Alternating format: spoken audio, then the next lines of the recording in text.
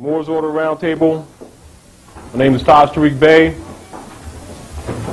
We're dealing with some issues dealing with protecting the Moorish birthright and fundamental principles on how you're going to file a suit. We'll discuss many matters and points of interest and points of necessary information that some of you already know, and some points of information that some of you may not have known, but they're all vital in point. Then we're going to give you some history. We're going to give you some jurisprudence under which law comes, and give you some points of self-responsibility relative to these matters for your personal self as well as for the nation at large and your children. And so these matters that we're going to be discussing will be inclusive or relative to the point of protecting your Moorish birthright. And I recognize that a lot of people have concepts, pro and con, concerning the Moorish movement, many of them correct and positive, and many of them incorrect and misleading. So one of the things that we want to do is clear up concepts about a lot of issues.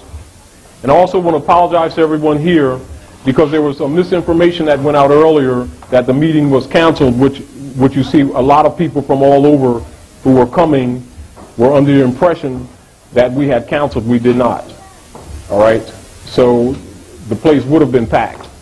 But it is just as well, you just take the information back with you in your territories and areas. After we discuss these matters, we'll have a question and answer session. I would also suggest that if you have paper and pen, take notes. Because some things you'll understand, some things you'll probably have questions on, but like anything else, everything can't be taught like at a meeting necessarily. It's not designed that way. These meetings are designed to inspire you to be self-responsible, to do some research, to do some cross-reference, and to free your mind from misconceptions or things that you may have thought were. And we're going to give you some keys of information to expose the fact that a lot of your concepts are wrong. We're not challenging your concepts. We're giving you certain information to free your own mind so you can recognize it for yourself. The other deal is that we want everybody to understand that the Moorish Divine National Movement is your movement. It's not something that we're talking about trying to get you interested in. What we're trying to make you see for yourself is that it already belongs to you. And because of misinformation over the decades, most people have a misconception of this movement because so much effort was made or put forth to suppress it or to create misunderstanding. Also, when people get the information or get certain concepts of the information, they don't know how to use it. So we're going to work in a lot of those areas. And when you feel there's something that you don't understand, come up here. Don't worry about what the question is. You ask it. Because if you don't ask questions, guess what? Nothing gets solved. And remember this. The only reason why some of these problems exist economically, socially, politically, and spiritually is because sorcerers have been at work. If you would tell people from the door that they've been under influence of sorcerers, they think you're talking Star Wars or some kind of Harry Potter thing. But that's the real fact. And so most of the times you don't come to the people and come from that angle because you know they can't handle it. They get spooked up. They think you're trying to sell them some kind of religion, etc., etc. And of course, they don't believe that that's in effect. Well, it is in effect. That's how you became known as Negroes and Africans. We're going to knock off those things in a minute, too. So before we get into some points, I want to make these very important points and issues. The heart of what we're talking about tonight is protecting the Moorish birthrights and the fundamental principles of suits. What a suit is, how you should proceed in it, etc., etc., etc. That's why I want you to take notes, because everything in those points we won't be able to go over again, but we'll go over the important parts, so get that in your heads.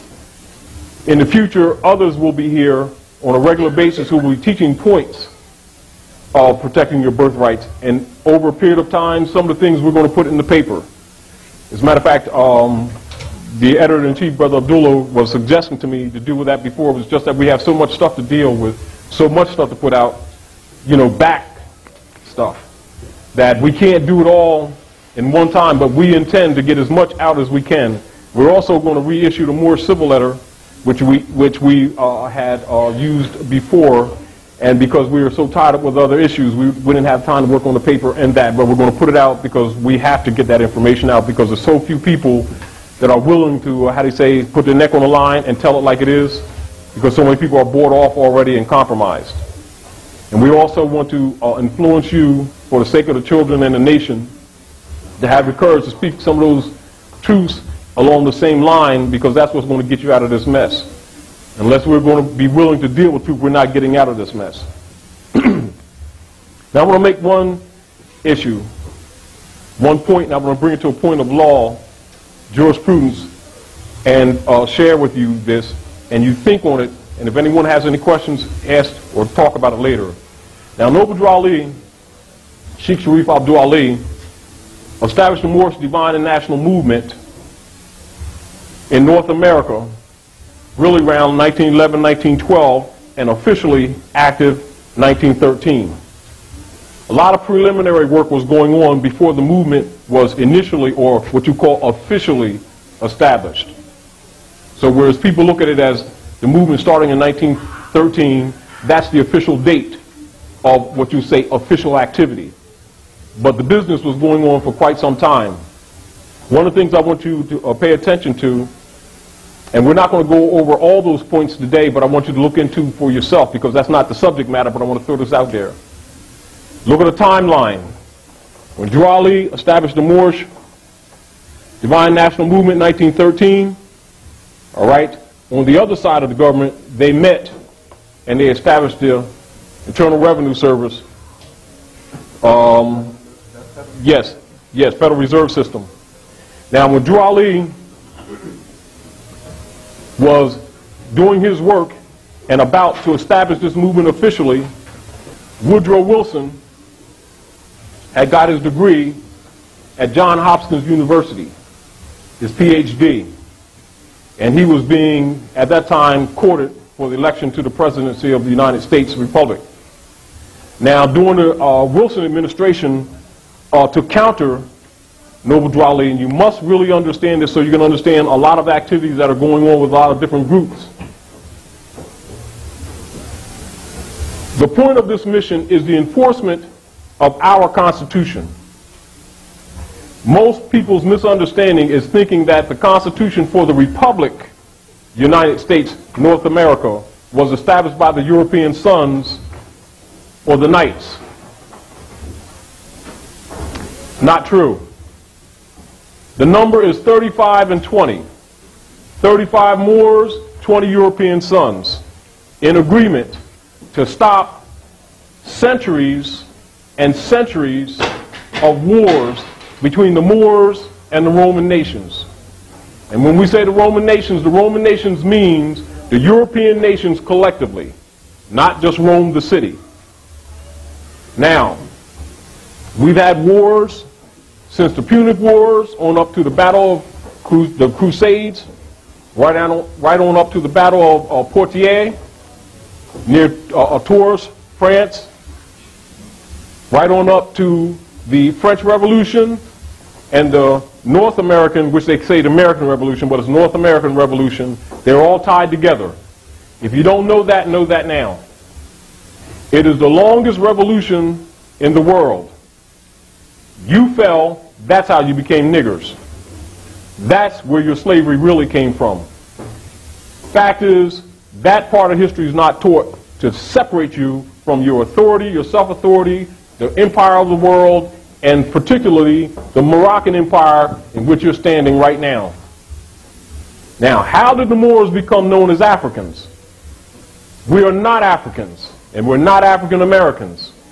Scipio Africanus, a Roman general, was fighting the Barker Bay family, which you know as Hannibal, Hasdrubal, etc. When they defeated him, he poisoned himself rather than give up, by the way. Anyway, when they defeated them, he put his name on the northwest coast of Kibalan, or Tameri. Tameri, that's called Africa today. Do you understand? Not the continent. Near Tunis Algiers, what you call Morocco, the kingdom. You understand? Kingdom is subordinate to empire. That area, just that part, was called Africanus, after Scipio, the god general. All right? Who's given the honor for defeating the great Moors. They weren't totally defeated. That was that area. All right? Now you got to also look at these. I'm giving you different points of history so that you can look into them and see yourself and see the motives of how you got where you are. Because this is important in order for any suits that you may place in any court of law in the world and in this United States, so it can be totally valid. All right?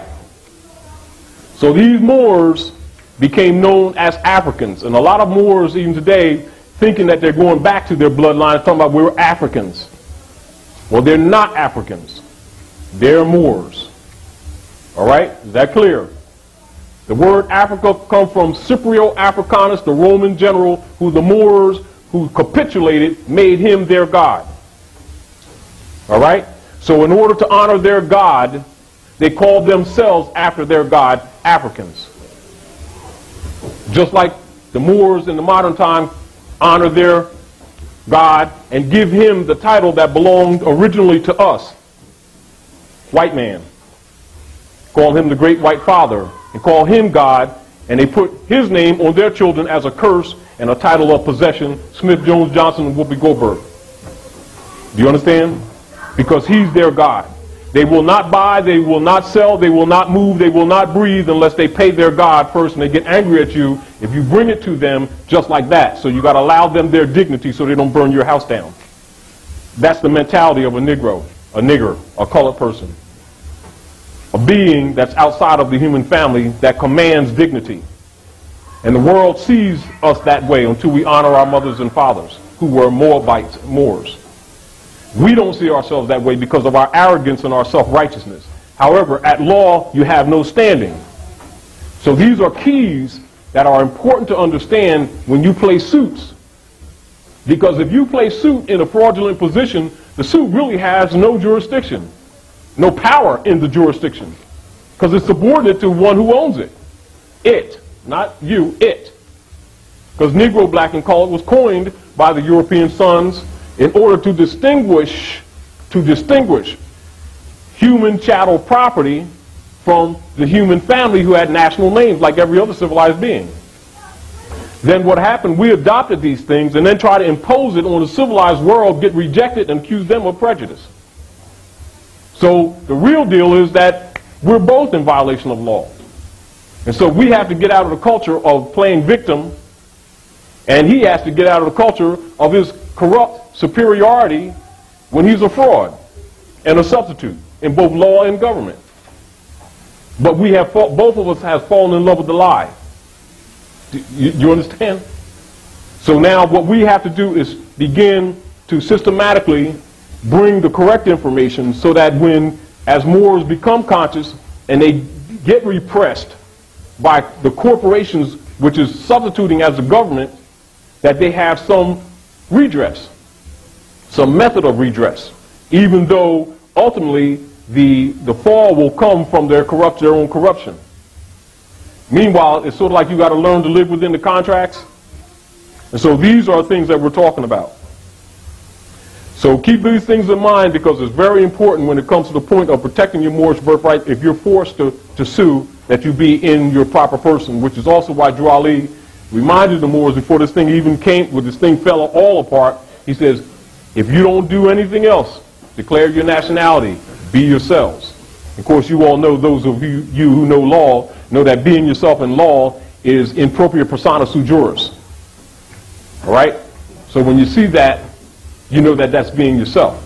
The other thing that you'll notice that in the corporate and colorable courts, that very often if you file a suit, etc., they'll put in there on it pro se if you're dealing with it yourself. And then you might see the magistrate say to you that the pro se and the impropriate persona is the same thing. It's a lie.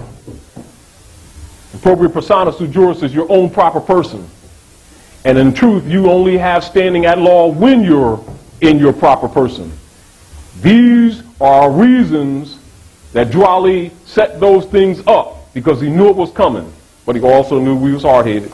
And he also knew we wasn't going to listen, that we were going to play with emotions and go start following people who were telling you this was religion when it's the return of your birthright.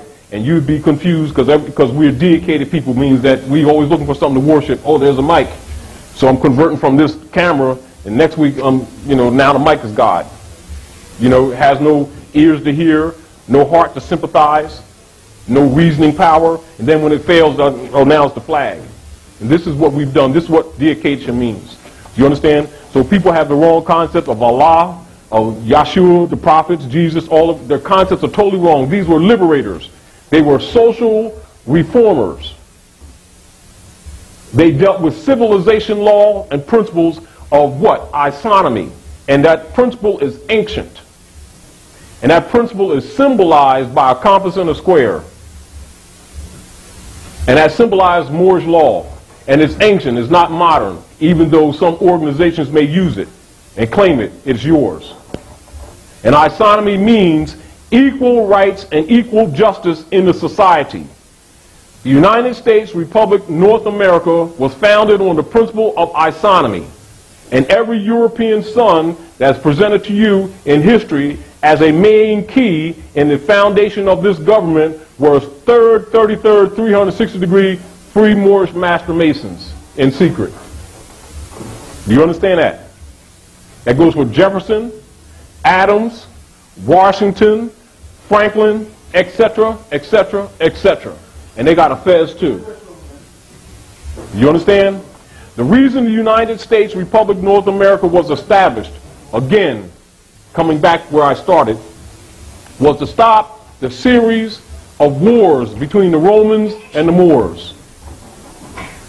Do you understand that?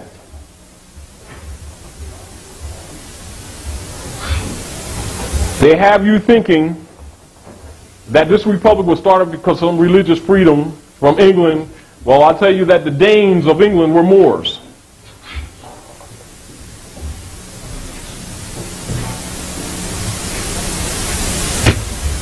All right?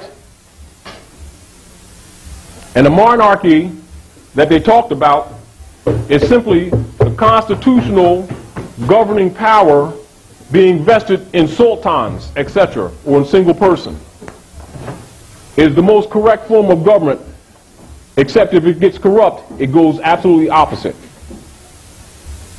That monarchy form of government was transferred on what you call the people's scale for the United States of America. Most people don't know that the three branches of government is really the monarchy spread out.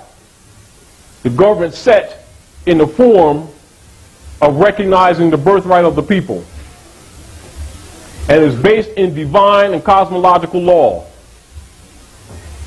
And the deal with it is, and a lot of people are not aware of this, even people in government, yeah, they are, because they're told that, truthfully, because they learned it in their secret societies.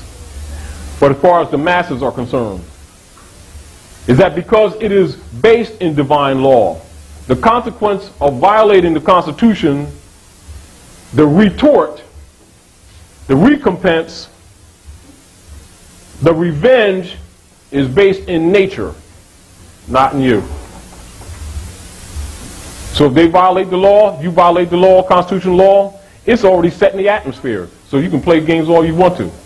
That's what makes the United States really so unique, not what they've been telling you. Because this government was set up on the principle of isonomy. And that is divine law.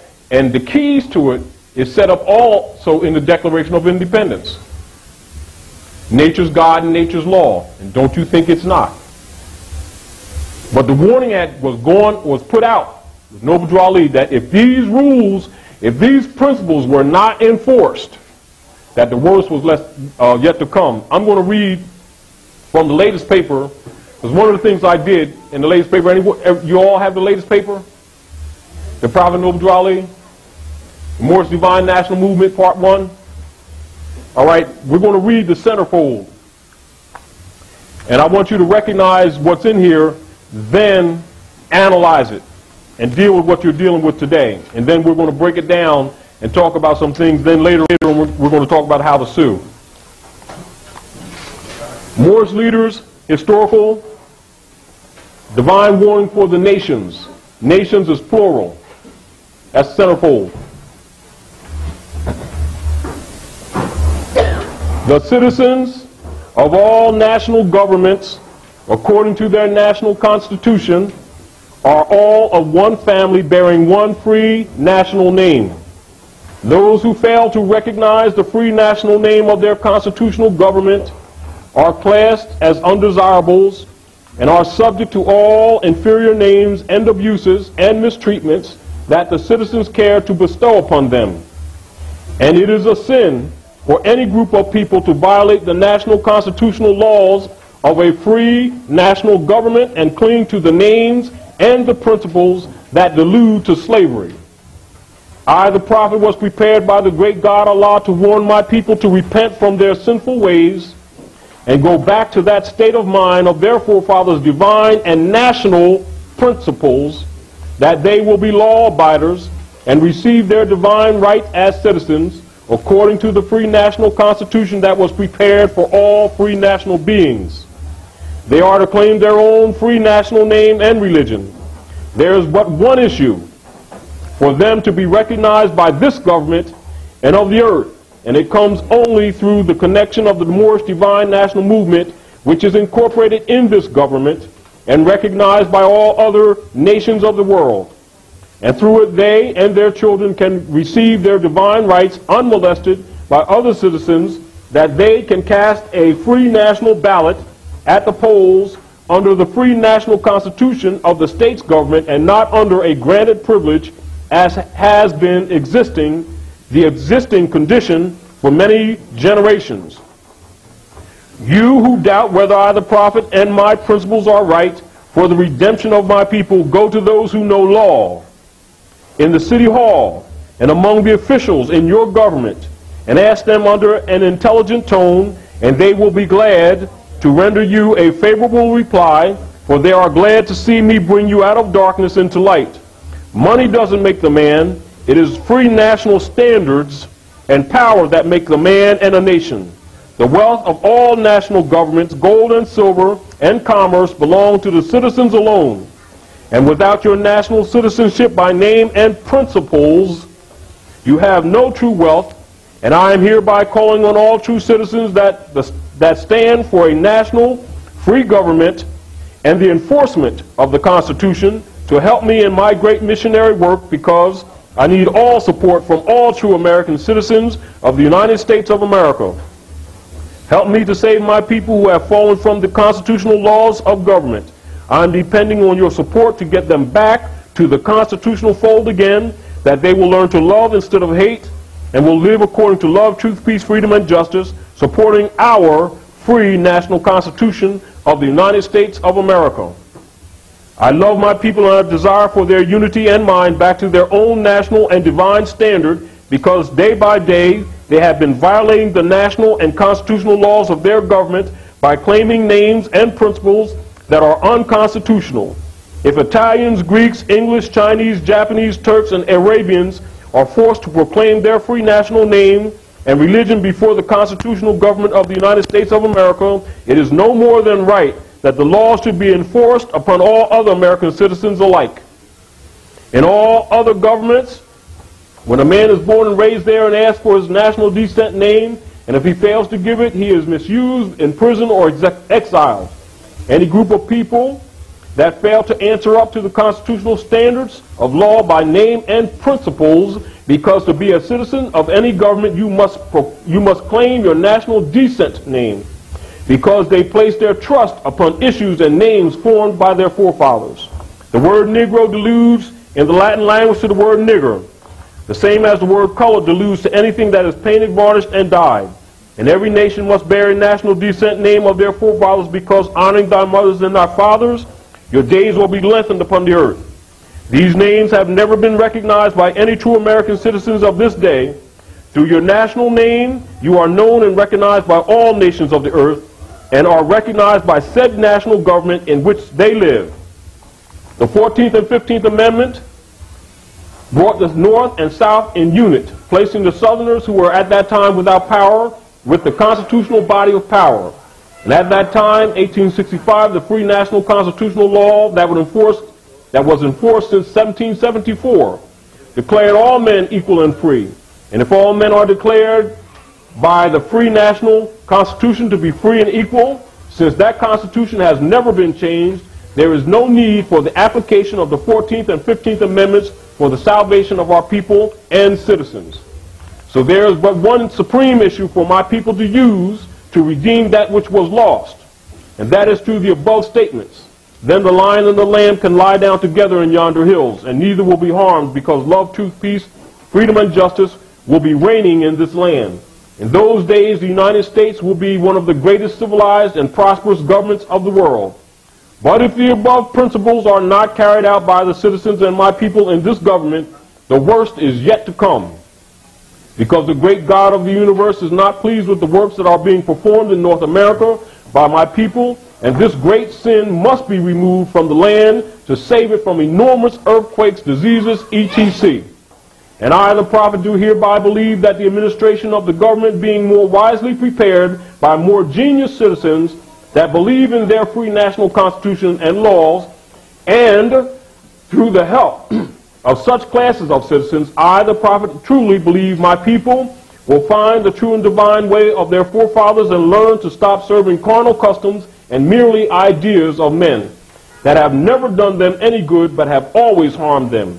So I, the prophet, am hereby calling aloud with a divine plea to all true American citizens to help me to remove this great sin which has been committed and is being practiced by my people in the United States of America, because they know it is not the true and divine way, and without understanding they have fallen from the true light into utter darkness of sin, and there is not a nation on earth today that will recognize them socially, religiously, politically, or economically, etc., in their present condition of their endeavorment in which they themselves try to force upon a civilized world.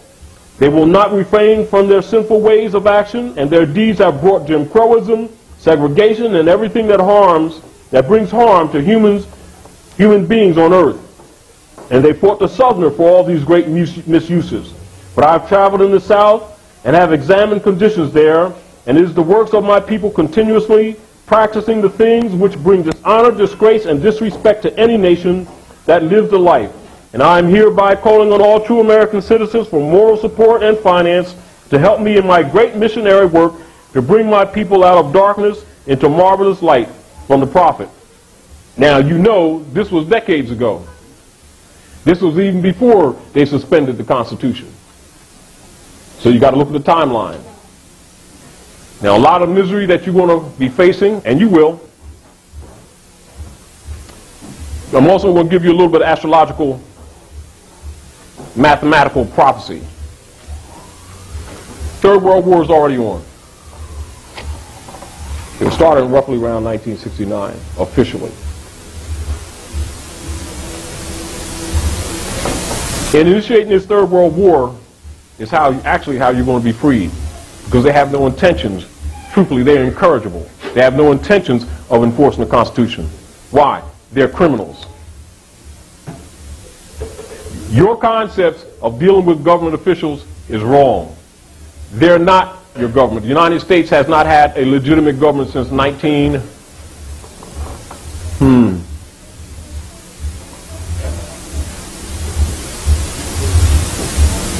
actually 1914. Who's that? Huh? Who's that? That's when Wilson, he's a knight. What you call President Wilson. They made deals, and what they did, they were in the process of stealing your gold and your silver. Now, do you know what separations of powers is? When our forefathers set up this Constitution in order to stop these wars between the Moors and the Roman nations and set up the United States uniquely as a symbol for the rest of the world, as a pattern to go back to the ancient laws and principles of civilization which were founded by the Moors, which were violated, which is why you are having these wars in the first place. Do you know the principles or the fundamental principles upon which the separation of powers is set up. The floor is open. You can throw it. Anyone know? You know the reason. Which branch of government was given the delegated authority, a DOAO, delegation of authority order, by Constitution law to coin the money? Congress? I was just going to answer that question. Go ahead, answer it. Church and state. Congress. Separation of... The Congress. The Congress. Now, the Congress is the only body that has the authority to coin the money for the United States Republic. Federal Reserve System established between 1913 and 1916. Is that in the Constitution? Is that a part of your government? Why do people think it is? Because they don't know, they haven't studied. So now they're enslaved to the Knights Templar, veiled also in Masonry, servants to the King of England, taking care of their Negro property that's carrying their name, Smith, Jones, and Johnson, and whoever you all calling yourself this year. If you institute any suit in their name, the court automatically has jurisdiction because the judge is a member of the Bar Association of England, that has branches here in North America. His first obligation is to the courts, which are colorable for colored people and color of law. Now, in case you didn't know what that is, color means anything painted, varnished, dyed, anything fake, hiding something, fraud, etc. That's also why they tagged Moors who had fell colored people also, because it means that we're faking it, acting like we're human beings because we dishonor our mothers and fathers willingly, knowingly. So that makes them legally called people. That's not an issue of complexion. That's a legal and lawful term that describes a condition of a people from a jurisprudence perspective. So as soon as you declare out your mouth that you call a person, automatically the Christian Black Codes of 1724 come into effect because you just agreed to it. Because they coined that for people who dishonor their mothers and their fathers. Because if you don't honor your mothers and fathers, don't worry, your days ain't going to be long on this planet. And they own you because you've been transacting business in their names and you know it. Even your babies knew it. And you thought it wasn't important. Well, it is. Because when you did that, you gave up your birthright willingly. That's a contract. You just made a pact with them. And it's enforceable all over the world. So Negroes, blacks, and colored people, which are its, they're not human beings, have no rights before any human being on the planet. Not because they don't like you, because you agreed to that by claiming to be something that you are not. What you need to know that it had legal and lawful implications, and this is what they didn't tell you. They just told you it was an opinion, you know, people feel about you and all that kind of crap, and you believed them and gave up your birthright. That's what the so-called Negro problem actually is, from a legal and jurisprudence point of view. Before you can have standing at law, the lack of it is called no judicio standi, which means you have no standing at law. In order to change that, you must be in your proper person, which is why Drew Ali said, be yourselves. But then there's so much information that had to be imparted to you before you could understand what that statement really meant. So he set up Old Canaanite Temple, Moorish Holy Temple of Science, but these were veiled because the Roman sons was not going to let this happen. Just like Wilson said, he told the prophet, he said, if you give these niggers back Islam, that's like putting a pair of pants on a horse, and laughed at him. He said, however, I'll back you up, because that's his obligation. After all, he's a Mason. They know your history. They know their obligation to that Constitution, but they know, for the most part, because we're so dedicated that we didn't want it. That's why he was speaking with such confidence. You understand? In other words, you can come amongst us and sell us a God every two days. We'll build churches, mosques, synagogues, gold them down, jewels in the wall, have some guy walk in here with suitcases, you understand, talk about he's government and this and everything, and walk away with packs of money, and you think you've been blessed. The only reason why you're spiritual or you're lighter because your pockets is lighter. And And everybody in the world knows that about us. You understand? Every civilized being on the planet, when they leave their mother, which is the nation, which is natal, that navel, that's your only birthmark. When they leave their mother, they're taught the truth about their natal responsibilities, their relationship to the world. And you have an obligation when you go out into the world to honor your mothers and your fathers. So you'll never see a Chinese, Japanese, Korean, any of the Asiatic brothers from the upper continent, Asia, come telling you they're talking about some light-skinned yellow rights. Why do they not do that? Because they're civilized human beings. They're part of the human family. They honor their mothers and fathers. They're not going to come here talking about, well, I'm going to the mall, get me a light-skinned black leather coat. And they know that's fiction. But little boys and girls, even though they got big bodies, think that that's real. Think that the human family is crayons. And if you try to tell them different, they think you're trying to sell them some kind of religion. Why do they think like that? Because the sorcerers have done a good job. But if you tell them sorcerers have been working on them, you know what they'll tell you? You're out to lunch. You understand? But you cannot use reasoning with them. And you know how they say also, if you want to hide something from their chattel or from their niggers, which means extremely ignorant person, just put it in a book, right? I'm going to give you just a little lesson. These are ordinary dictionaries. This particular set is, this is a standard dictionary. Funk and Wagner's, I know everybody's familiar with them because they put out encyclopedias. And this is from the encyclopedia set, right? Now, like say, for instance, we have this baby here, say second grade, third grade, right? Because those are important because they also base the system off the zodiac too. You know, your quarters, your 3 quarters. Now let's look at this. Now we take a child, right? Take a child before they're messed up by their parents and say, when they first begin to teach you what they call grammar and parts of speech, every word in the language has an etymological basis or an etymological indicator, usually written in italics right after the word.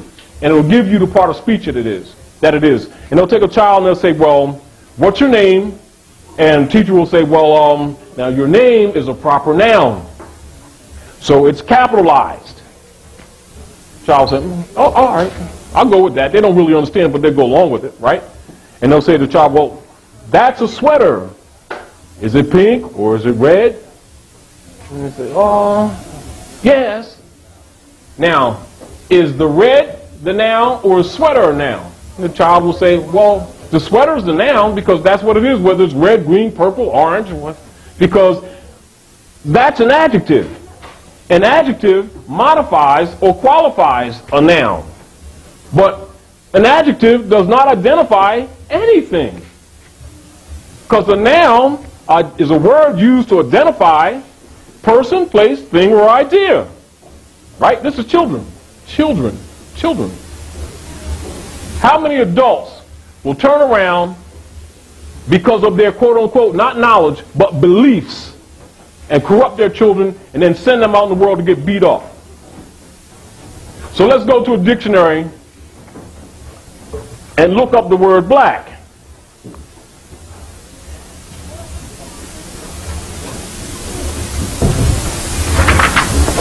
Now, in the dictionary, and I'm going to have someone confirm it. Can any one person come up here who feels like it?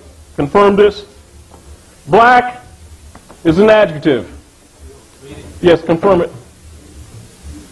Because the etymological categorization of the word, not only its root history, but the part of speech comes in italics right after the words. Is it an adjective or is it a noun? It's an adjective. Adjective. So if it's an adjective, can it be an identity of anybody? Can an adjective be the identity of anybody? No. A proper noun is, am I correct? Remember, these are the children's lessons, right? All right? You confirm it, yes. Entire? Yes, please. Black. B-L-A-K in parentheses, Adjective. Having little or no power to reflect light. Of the color of jet. The opposite of white. Having a very dark skin, as a Negro. Also swarthy, somber, dark. Destitute of light, gloomy, dismal, forbidding. Also sad, shameful, soiled, stained, evil, malignant, wicked, deadly, slanderous, malicious, threatening, a black-hearted wretch. All right, you don't have to go any further. Appreciate that, brother. It's a prayer. It's a prayer. And it's a word used by the sorcerers when they were denationalizing you. And all they needed you to do was start uttering that prayer for them in one word. And you would cast it into your children because it would go into your womb. Because just like you use ingredients of what you eat to feed that child, and remember, woman produces male and female. Man ain't never met nothing. I got breasts. They ain't fed nothing. Never. The suckers don't work. Just remind me of my origin. But if I deny that truth, I'm denying how the Creator set this thing up, aren't I? That's also a sin. And we've been practicing that too, haven't we? Huh?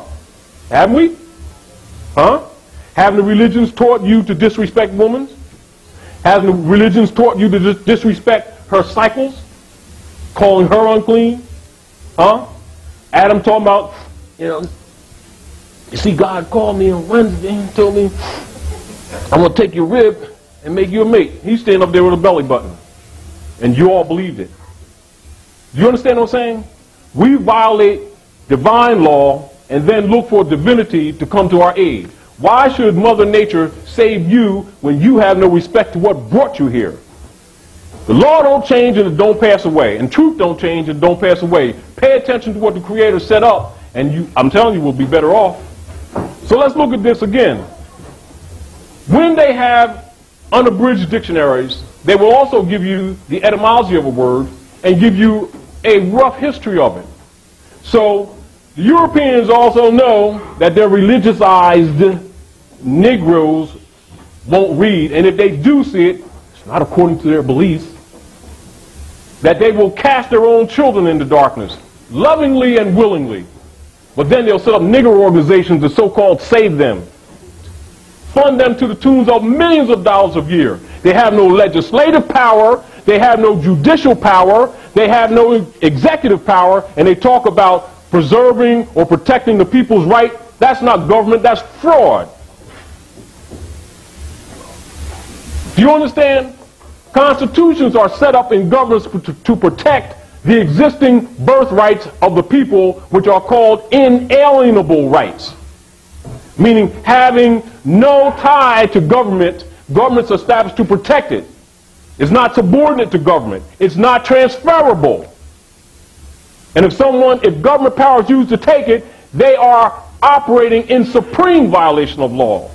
So let's go right underneath this same black, right, in the dictionary, and it says a compound word. We know children, let's go back to children's lessons. A compound word is two or more words put together to make another word, right?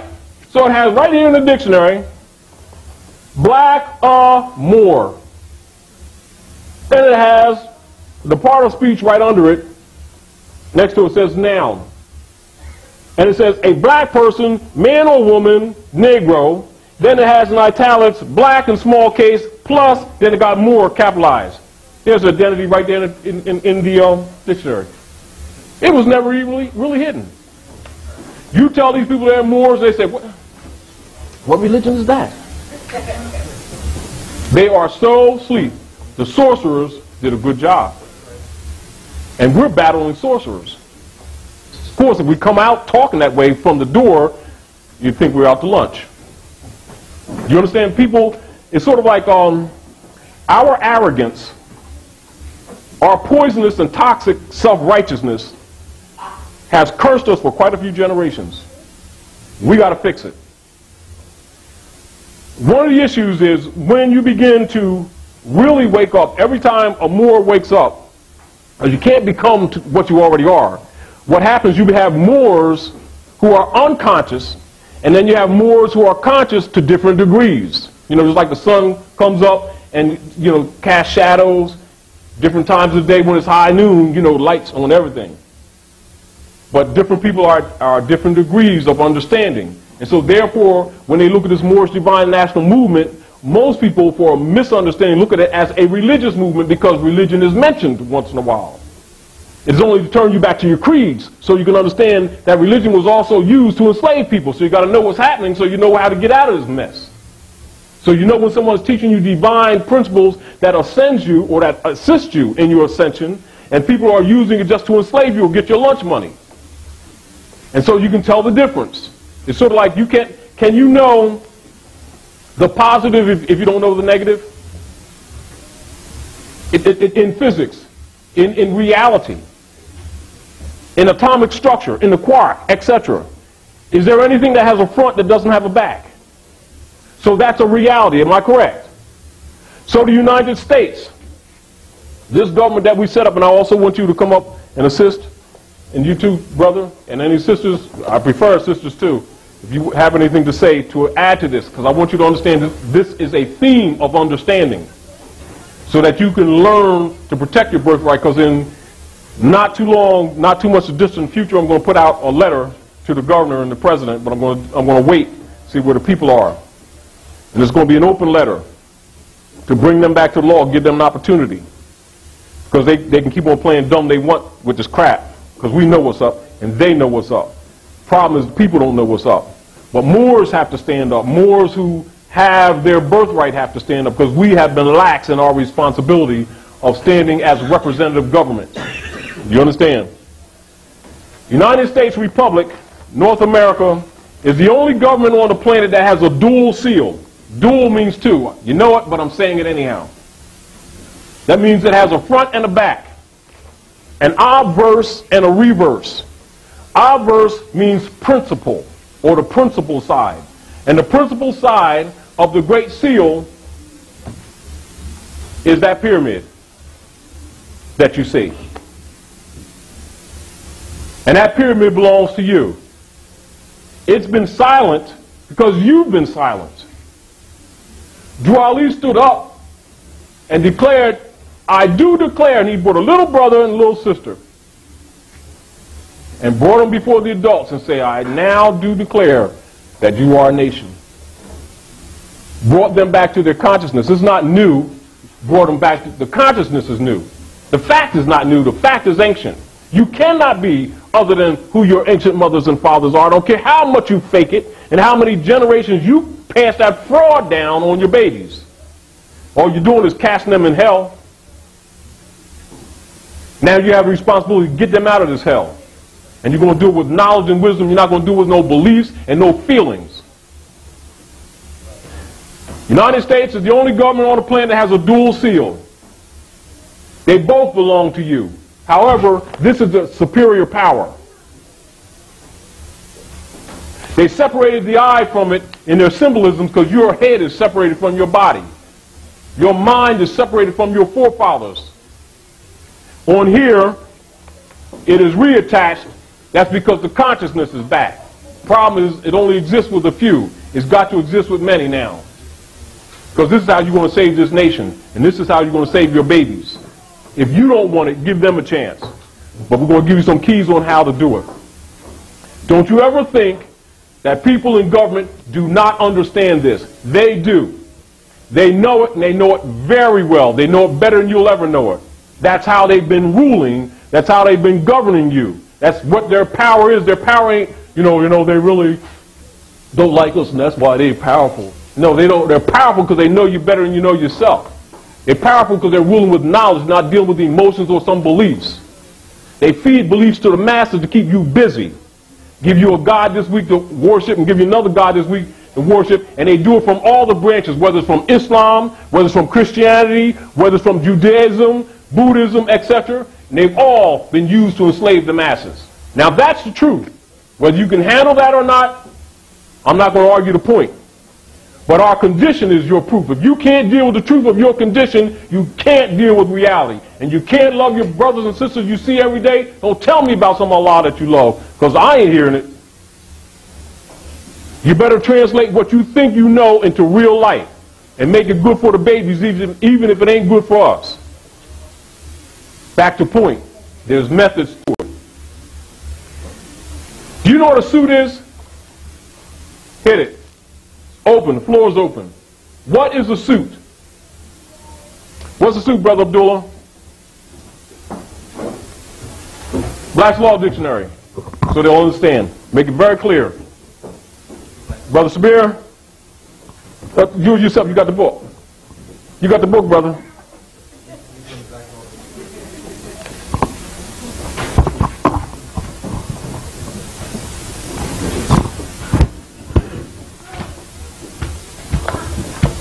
I'm going to remind you when the brother informs you what a suit is. Did you know that traffic tickets are a suit? Are you aware of that? Who was not aware that a traffic ticket is a suit? Now you know. And tell everybody else. Asiatics and Europeans, a traffic ticket is a suit. Judge ain't going to tell you that. And whenever you're in court for a ticket, you understand, which says summons, etc., that's a summons to a suit because you're being sued by the corporate state. And a suit is not valid if you don't face your accuser. And anything they demand of you over $20, you have a right to a jury trial, and you have a right not to waive it. And traffic court is not constitutional because there's only two courts that's established in our Constitution, and that is a criminal court and a civil court. A civil case cannot be tried in a criminal court, and a criminal case cannot be tried in a civil court. Where did traffic court come from? It was to stop your movement. They're on-land passports. That's what the license is.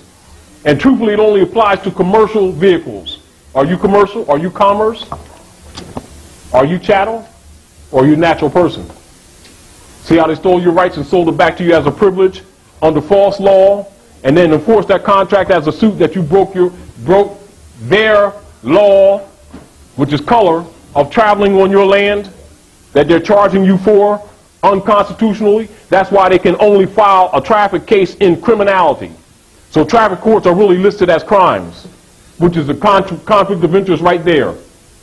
This is giving you something to think about so you can start protecting your rights. You understand? All right? These are thoughts. I'm going to put some stuff in the paper later on, give you some procedures on how to tie a court up when you get in there with traffic tickets. We're not going to deal with it right now. I'm throwing it out there because I want your brain rolling. Because you're going to have to start protecting yourself. The greater power will be when you do it collectively on a class action principle. But the same principles apply because that's why our Constitution was in place. That's why we put it there, because there's divine law behind it. But you must know yourself in order to know that you're the law. They're not government, you're the government. And this is not a democracy, this is a republic.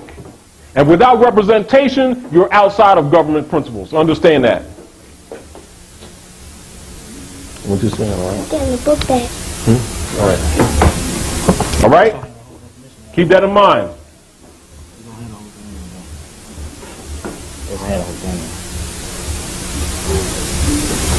All right, here you go.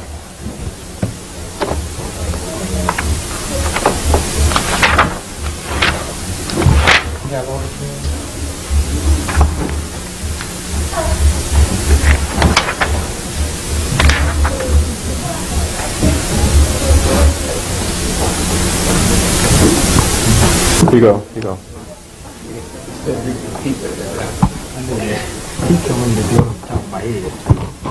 Check down until you get to the category. Now, basically, I'm going to tell you this. A suit is basically a series of writs that are put, that means anything written. Public announcement, and remember, and this is what everybody must understand, all suits, wrong concept, get it straight, are not in a courtroom. You understand that? Read it, brother. You got it? Yeah. It said law proceeding in the court of law of chancery in which a plaintiff demands recovery of a right and the redress of a wrong. The term rarely applied to criminal prosecution. A recovery of a right. You hear what that says? A recovery. So that means to recover something, that means something that was taken away.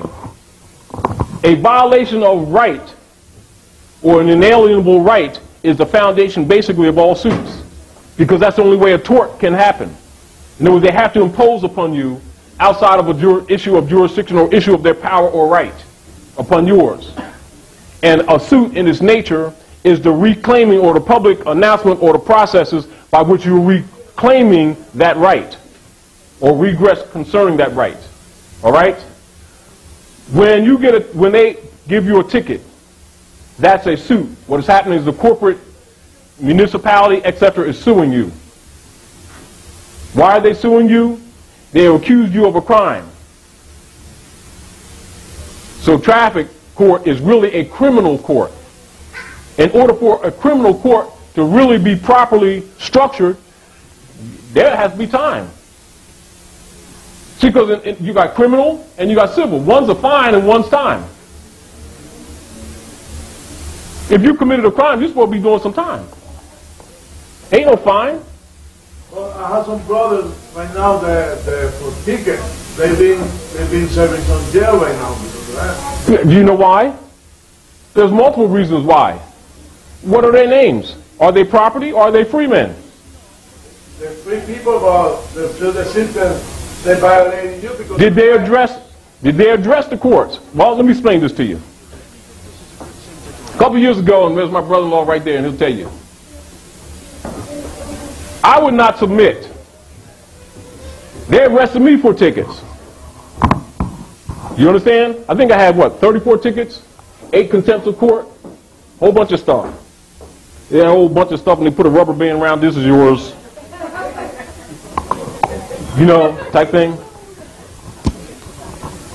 They made a deal with me that I could go home if I make a plea. Of course, I'm working on principle, I ain't having it. I said, nope, no deals. Take me to court, because I'm going to kick your key stores. So they wouldn't take me to court. Am I right or wrong? They held me, figured, well, they're going to let them go home because they got the body. And habeas corpus technically been suspended since, you know, the Trading with the Enemies Act, 1933. So they have not been operating constitutionally anyway. Of course, I know that, but I'm just saying. So habeas corpus is suspended, so they figured, well, they got me, right? So Moors would call from all over the country. They call from California, everywhere. Call from the islands. I'm going to send some money for Brother Ty. Get him out of jail. Don't send me a penny. Not a penny. Because I'm fighting on principle, because it's for the generations after, not for the moment. Because I could have went and got my car and made a deal with them and I'd been home. See, but then I would have capitulated. That's acquiescence. Then I've still been obligated. So if you're out here, out of jail, you're still in jail because they can come get you and still hold you to those phony contracts. At any rate, they took me to finally, because I wouldn't capitulate, and then I also started teaching Europeans while I was in there, and I started teaching Asiatics. And so I was holding classes, teaching them issues. I also had a petition going around in the POW camp and sent it to Kofi Annan, holding me to his obligations, right? So about 2 days, 3 or 4 days, something like that later, the captains came down and they asked the sergeant, because they had shifts. And so they came and got me out and they said, what is it you want, right? And I said, you got a law library down there. You got all these guys going to this law library, and all I see is directories to lawyers. I said, they're not the law. I said, you're denying everybody here the right, because people start complaining and putting in request slips. There was blue request slips. So they say, well, what do you want? I said, I want some legitimate law books down here, USC codes. I want to see Constitution down here, etc. All right. That didn't happen, but it happened about a week or so. Then they started bringing law books down on that floor. And what they don't do, they don't let you in part of the POW camp to another part. So they started taking me upstairs. You know, they called me out, and I'd be in the hall, drink my little oodles and noodles, and everybody else be locked up. Then they gave me tools and stuff, because they knew my family's barbers too. So I was out there cutting hair, and I cut the Europeans' hair and the Asiatics' hair, and I'd be teaching them, right?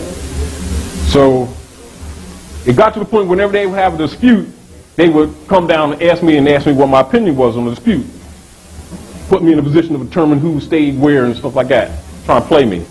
You understand? Trying to give me house power type thing. Yeah, I know the game. Anyhow, still wouldn't make no deals.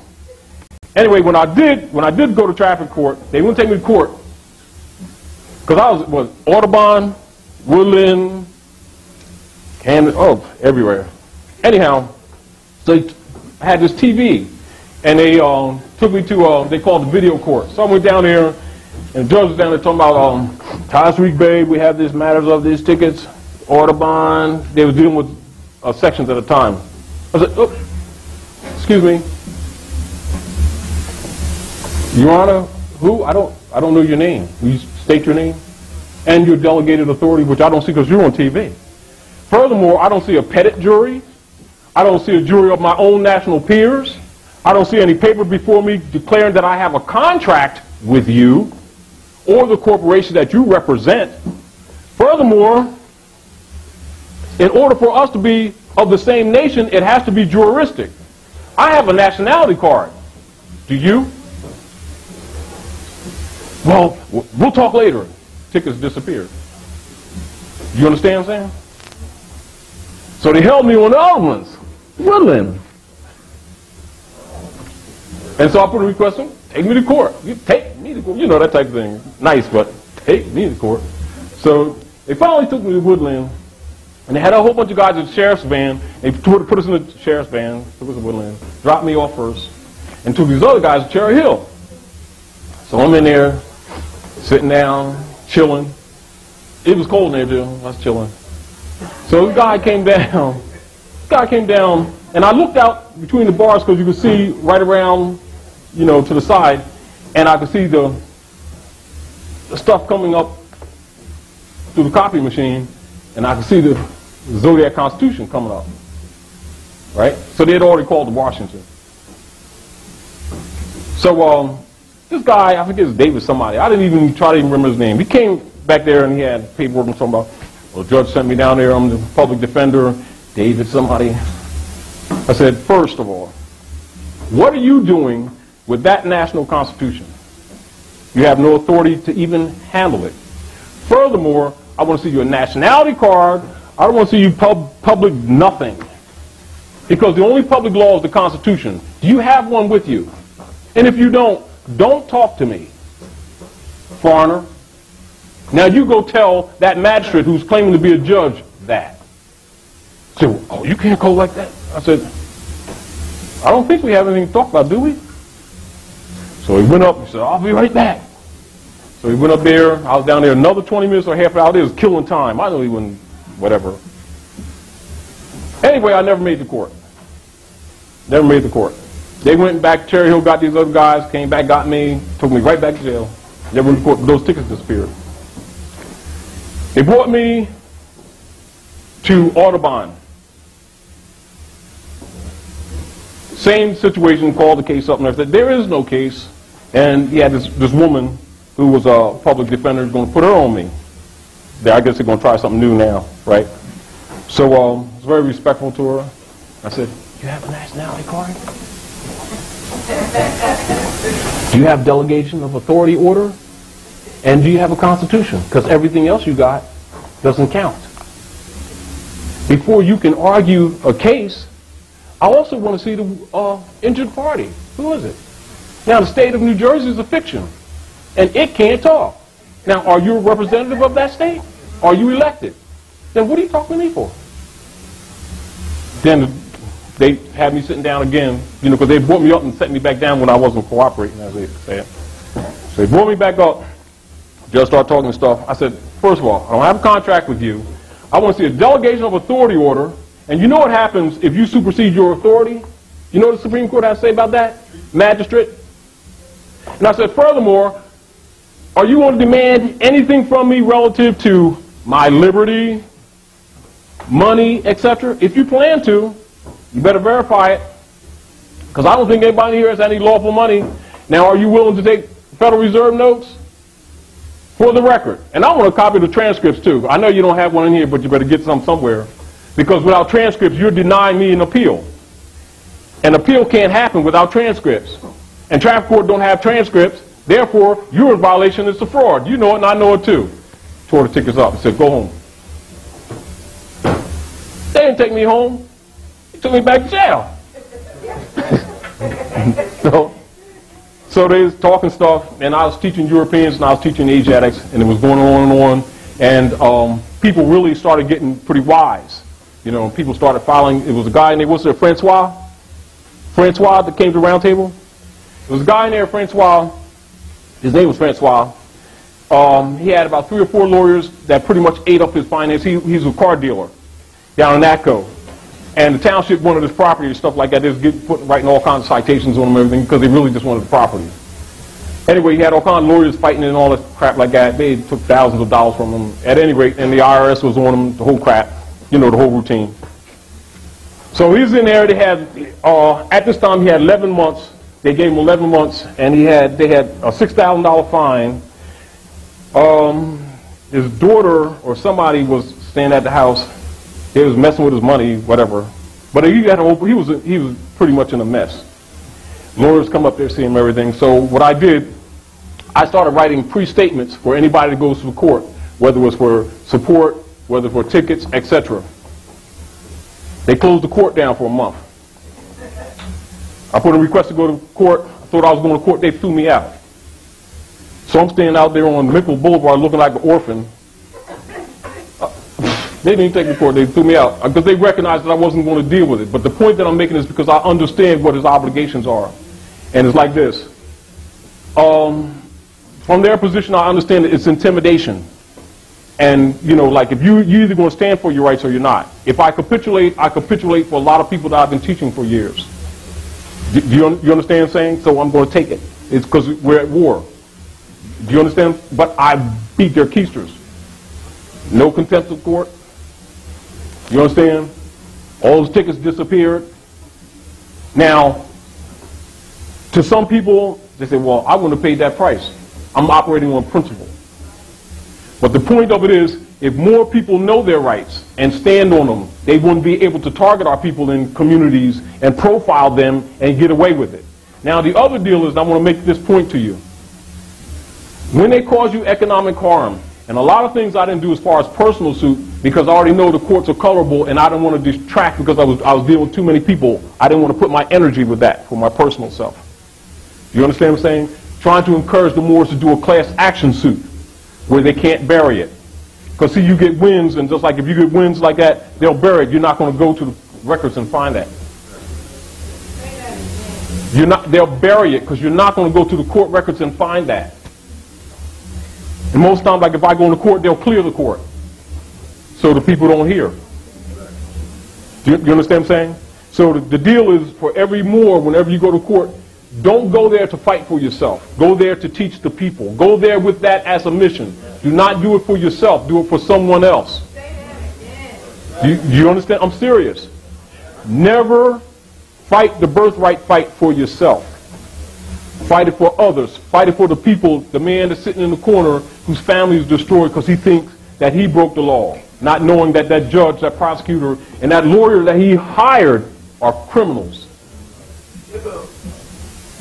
This is why Jefferson, minister plenipotentiary, in concert with the Moors who taught him, warned you all, you now have a republic if you're willing to keep it.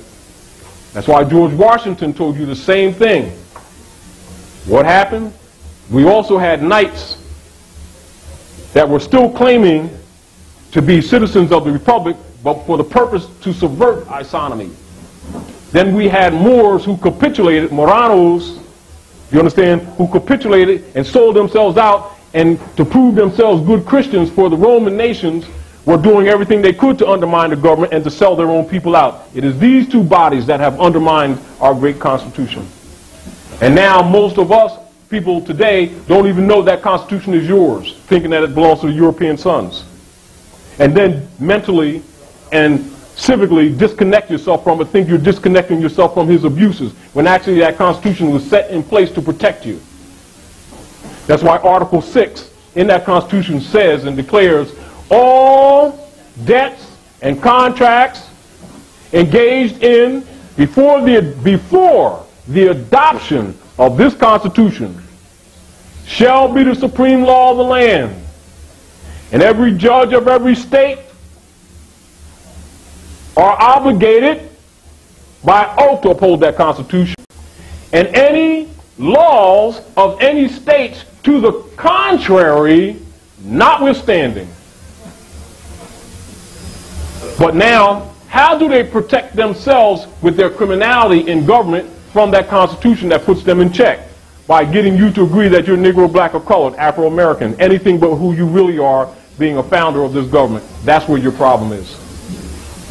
And so you have no standing at law because a non-human being or a person bearing property titles cannot enforce the de jure law of the land. You don't have the political power to do it. You don't have the authority to do it. As a matter of fact, he don't have the authority to act on that Constitution. That's why they have to have civil rights issues for Negroes. What you see Drew Ali said in here, the 14th, 15th Amendment would not be necessary. That's where they made provision for their property to be counted in the votes for those who own them. So when you vote in Smith, Jones, and Johnson, it belongs to Smith, Jones, and Johnson. The state's job is to make sure the benefit goes to Smith, Jones, and Johnson in the suburbs. And then if your vote has too much influence and they don't want it, you know what they can do? Lawfully and legally, stand right here in front of your face, take Negro votes, tear them up visually, put them in the trash can to change the vote, and there's no legal or lawful proceeding other than protest that can change it. And you be sitting around talking about this prejudice and everything. Why? Because those people who cast those ballots committed fraud. And fraud has no statute of limitations. Check it in any law book on the planet. And as long as you've been transacting business in European alien names, you've been committing fraud. Therefore, they can do stuff to you, and there's no consequence to them other than protest. This is the reason why they had to release those cops after they pacified the people, after they tried to kick Rodney King to China. Why? First, because he claimed to be Rodney King. Seems totally irrelevant, doesn't it? But from a law perspective, he's property. And the state corporations have an obligation to their citizens first. You understand what I'm saying? And who would ever think of that? You're thinking about what's fair, what's unfair, this is violence, abuse of power. They'll lock you up for kicking a dog, won't they? They locked them up for kicking Rodney King after they went through a whole bunch of stuff. Then as soon as the people settled down, about 2 months, they, exonerated them, threw them out of jail. But it satisfied the natives, didn't it? For 2 minutes. Do you understand what I'm saying? Of course, they burnt the city down, but I'm just saying that's the real deal. You know, with us, you know, you kill our babies and everything, we look for something to pray to, tie some ribbons around someplace and march. And then these are the same, remember, these are the same people that go to Vietnam, go to Korea, etc., kill women and children that have never done nothing to them, never touched them, would feed you a bowl of rice because they're your blood and brother. You go murder them, then you come back here and start some NACP, some fart, push, pull, jump, loot, and fund them to the tune of billions of dollars, and all these guys that lead them are preachers and masons and know the truth about you. And got a fez in their closet. And they got an oath to Rome not to reveal those secrets to you about your great seal, your part in this great government. And you sit around and complain. You can fund them, but you won't fund things that support you. And the whole world disrespects you for that. You need to understand how the rest of the world views us. The civilized people of the world, even Asiatics from the islands, etc., who don't dishonor their mothers and their fathers. And you wonder why they come here and act like this with you, although they deal with you. Or they'll set up shop in your neighborhoods and make a living. Why? Because you so quickly give up your birthright. You make a lot of finance, but you don't possess the power or the wealth to hold it or to regulate it. You don't even know what money is. That's why they got you fooled, just like they don't even know who you are. And I'm talking us plural. That's why they got you fooled.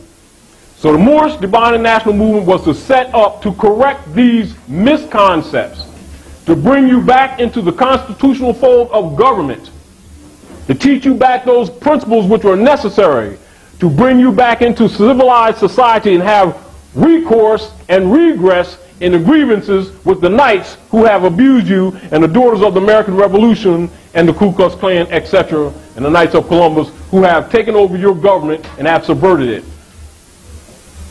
And you run around talking about prejudice, a fiction. So you have little babies, back to a baby's lesson. You have little babies, they'll take them to school, right? And they'll say the Pledge of Allegiance. Remember, these are children.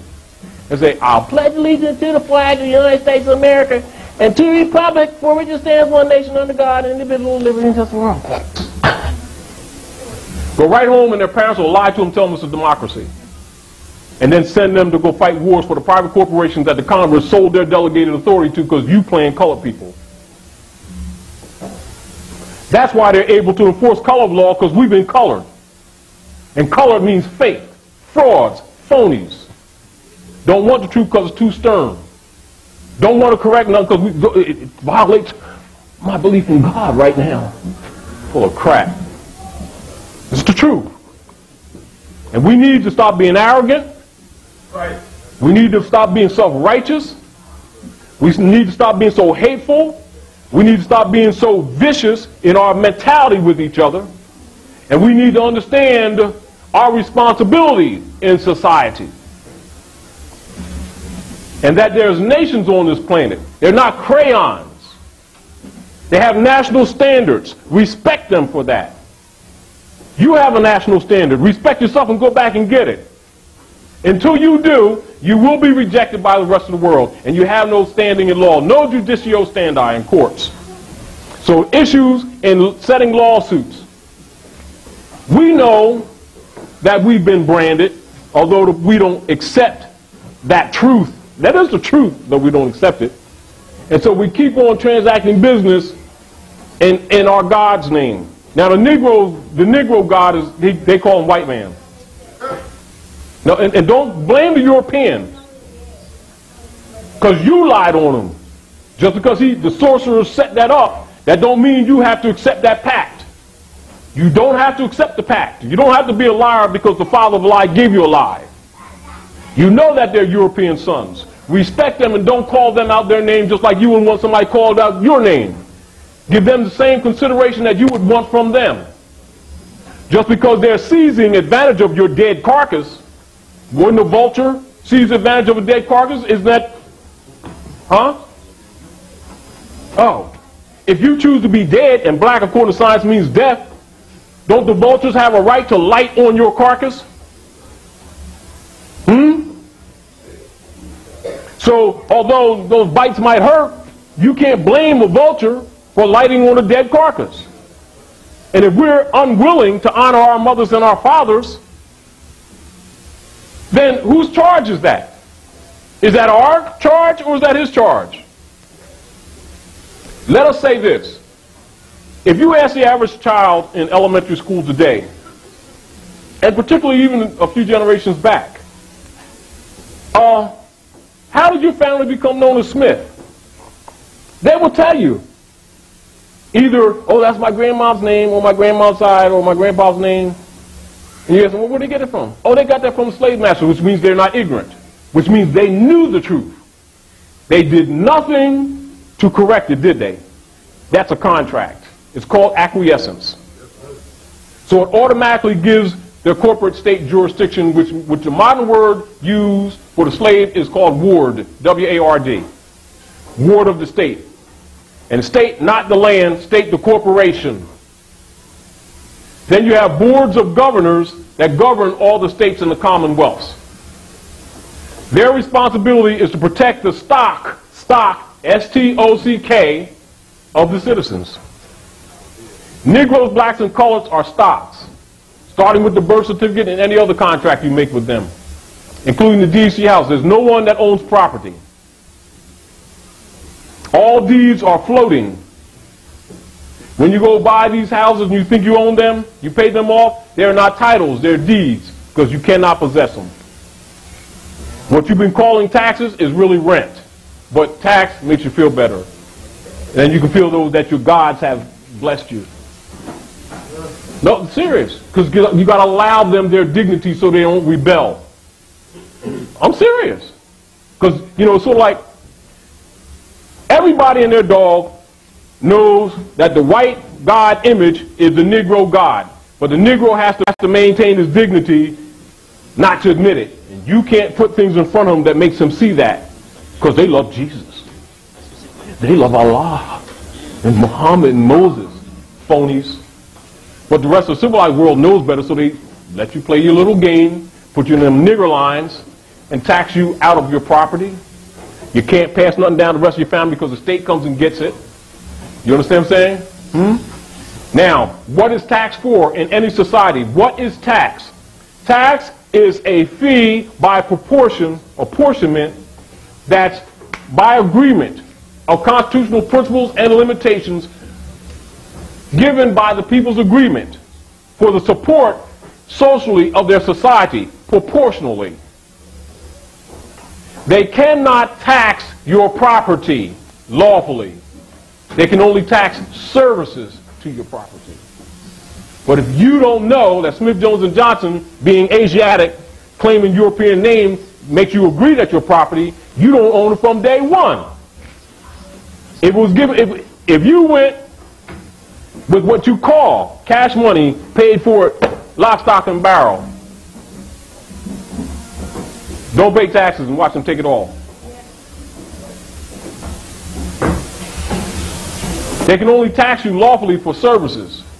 They can't tax a free man's property. That's your first proof that you're not free. But that's also your punishment for not listening to what the prophet told you in 1913-14. And you didn't adhere to the law, you didn't carry it out, and now you're paying for it. Now we have to come and try to clean this mess up. Work that was already done. But we can't do it. You have to help us do it. You have to take responsibility for the enforcement of the United States Republic Constitution, which is your document, and the protections of your inalienable rights. And don't you think that them people out there have been constitutionally acting, because they have not. They don't operate by the Constitution. They operate by the Magna Carta.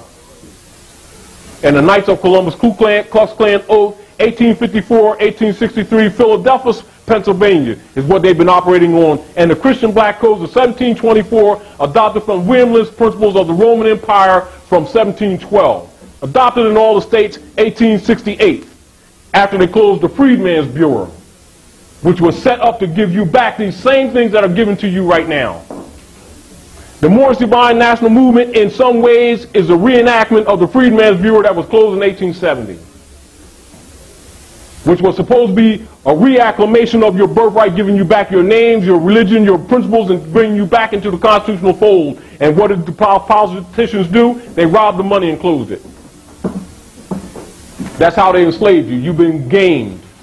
And you've been gamed by your own people who sold out, even in this movement. So you need to understand the principles. Remember this.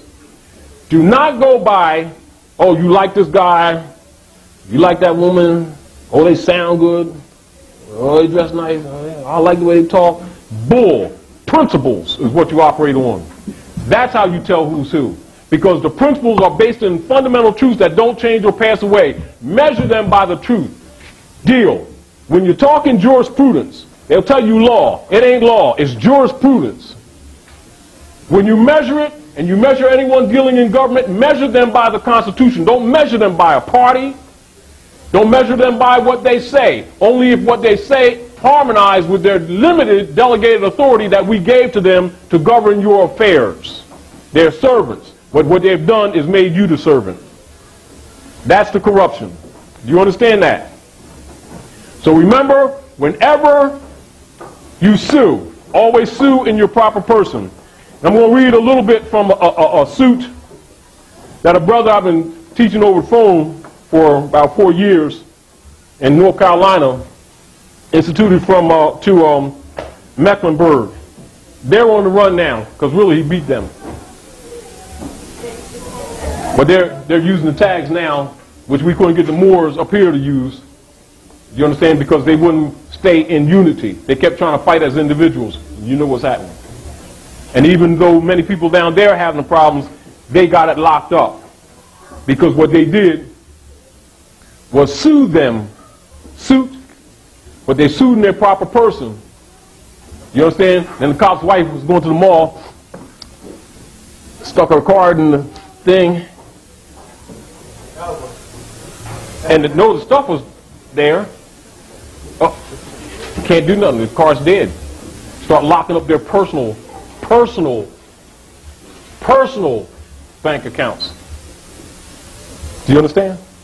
Start costing them money for harassing you. When they touch you, make it cost them. But what you want to do, where we want to go, is collectively, not individually. Because what they do, and I've warned many more of this over the years, don't get in the process of filing a lot of personal suits, not because you can't eventually win, because they can outweight you. Why? Because you got Negroes out here who are funding them, who don't know their birthright. Your mistake is not teaching them. That's the price that you're paying for those who even have this knowledge. You suffer for not rescuing your brother because you're your brothers and your sisters' keepers, and you have not kept them. This is divine law. Don't think it ain't. There's a divine side of this, but it ain't got nothing to do with spooky. It ain't got nothing to do with beliefs. It has to do with what is fixed in nature. She will protect her own. And she ain't playing this nigger game no more. You want to solve this problem or you're not going to be here. That's my suggestion. Because the Romans are going to carry out their mission whether you act or not. Because they have an agenda. And right now their agenda is survival. They know they're in somebody else's house. But they also know that you're asleep because you think we Indians. Yeah, we Kittiwah, Nanako, Lena Lenape. My mother's side, grandma's side, Blackfoot. My father's side, Cherokee, Kittiwah. But I ain't Indian, I'm Moabite. And this ain't India. India's in Asia, and I'm not confused. And Santa Claus ain't real either. And bunny rabbits don't lay chicken eggs. However, you know and I know that our people spend billions of dollars a year on their fiction because it makes them feel good, and they sell their babies out by the day. And if a prophet comes to rescue them, they'll help the Romans assassinate him, then talk about how great he was, and line his picture up from Yahshua that they call Jesus, lie on him, right on up to Il Malik, that they refuse to call Il Malik to say Malcolm X. Anybody who comes to rescue them, they will sell them out. Because they like to paint pictures. They like to talk about how great they was. The Harriet Tubmans, Ida B. Wells, all the rest of them. They sell them out left and right. Because they don't love their own. They're the greatest hypocrites on the planet. I suggest to you, if you're standing here and you just happen to be standing on your porch with your little kitty cat in your arm, and confusion starts across the street, right? Because some cops or someone used color law and beat up somebody who's branded Negro, right? And sick their dog on them. The dog bites them all up and all this stuff, right? Because he's the brothers that jumped his own brothers last week, whatever. I suggest that you take your cat in the house immediately so they don't see you. Don't worry about what they're doing to him. Because they will not come and get that dog. They will not mess with those cops that beat Rodney King. They'll come burn your house down. That's what Negroes do. Do you understand what I'm saying? They always injure innocent people. They love injuring innocent people that never did anything to them and have no courage to fight those who bring injury to them. That's another reason why the civilized world has no respect for people who are branded Negro, black, and colored, because they know they're savages. But they also know they're not going to say it to your face because you're going to might burn their stuff down.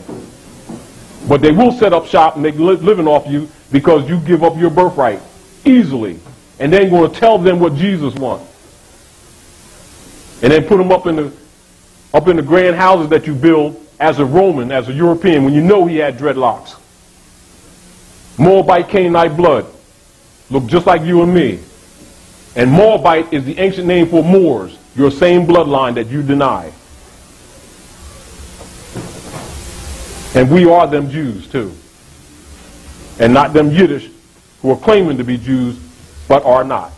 We just don't use it because he's using it. So all of this thing has to be corrected, and it's not what you think it is.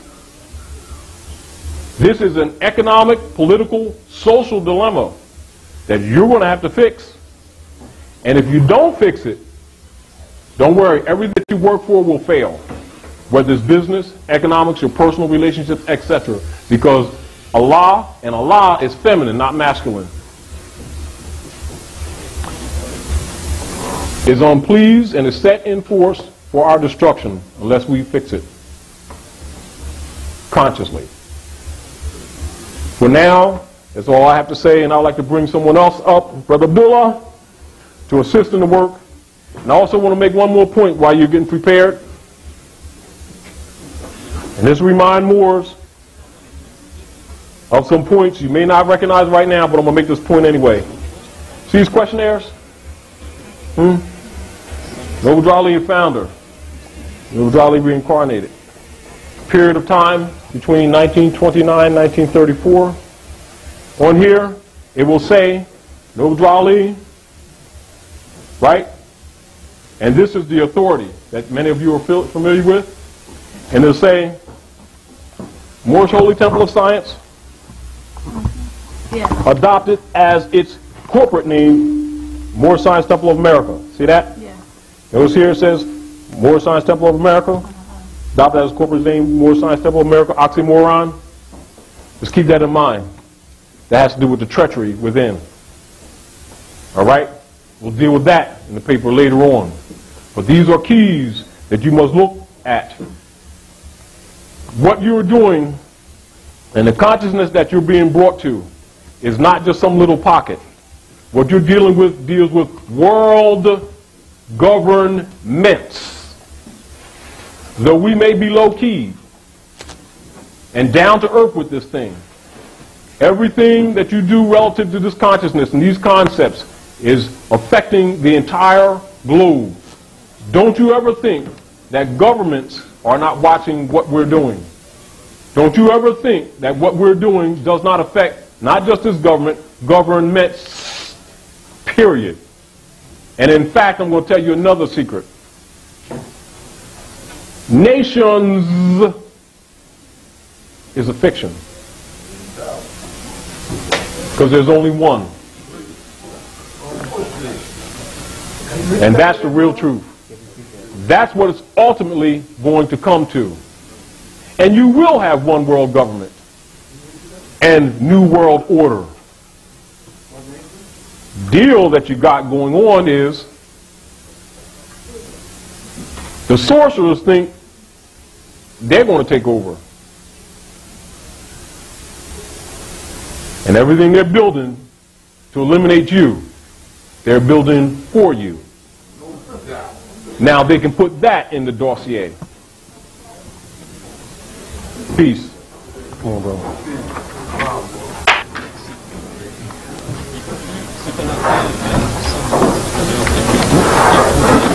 Islam. Brother Abdullah Iltali Mosi Bey. I'm going to expand on some points in the Prophet's warning, divine warning by the Prophet for all nations that Brother Taj read earlier.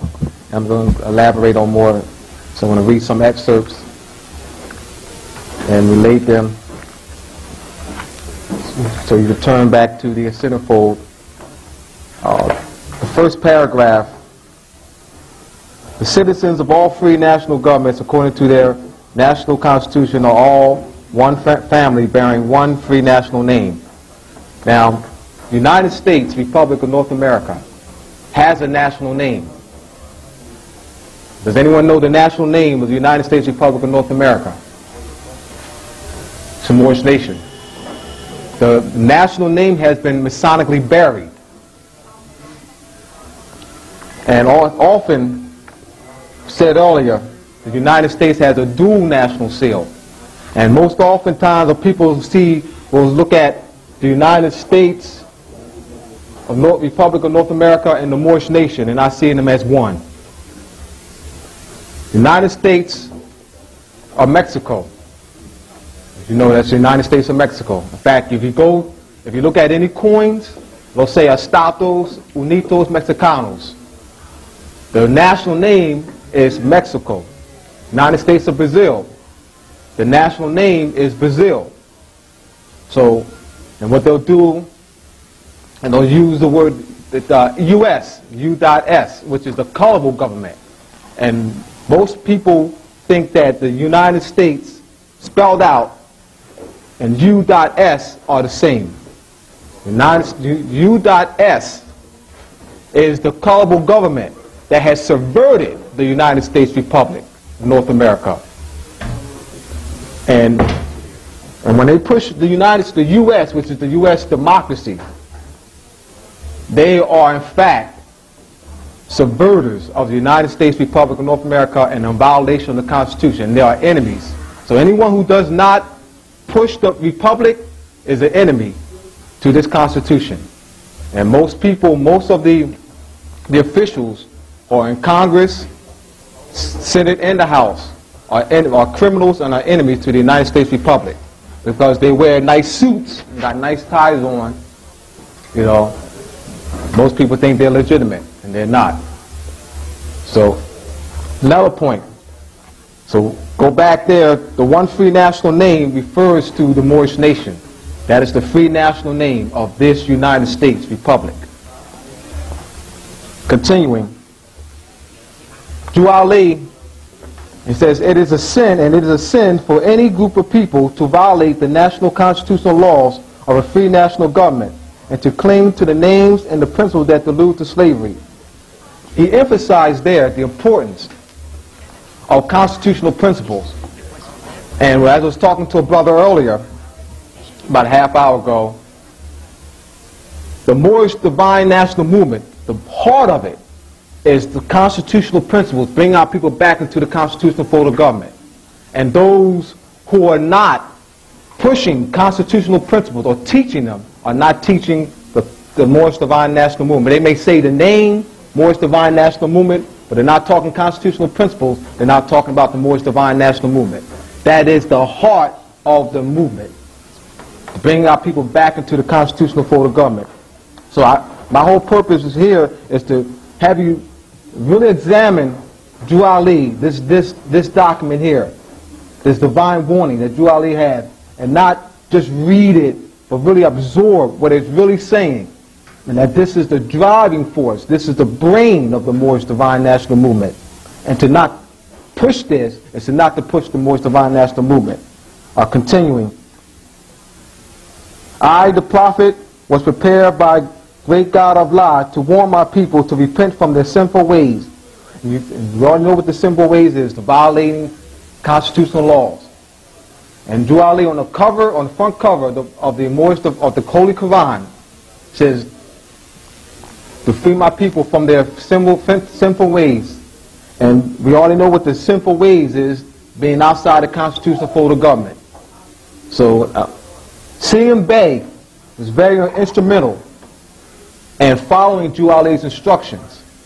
He understood that the plebiscite and the divine side of the movement was actually becoming silent.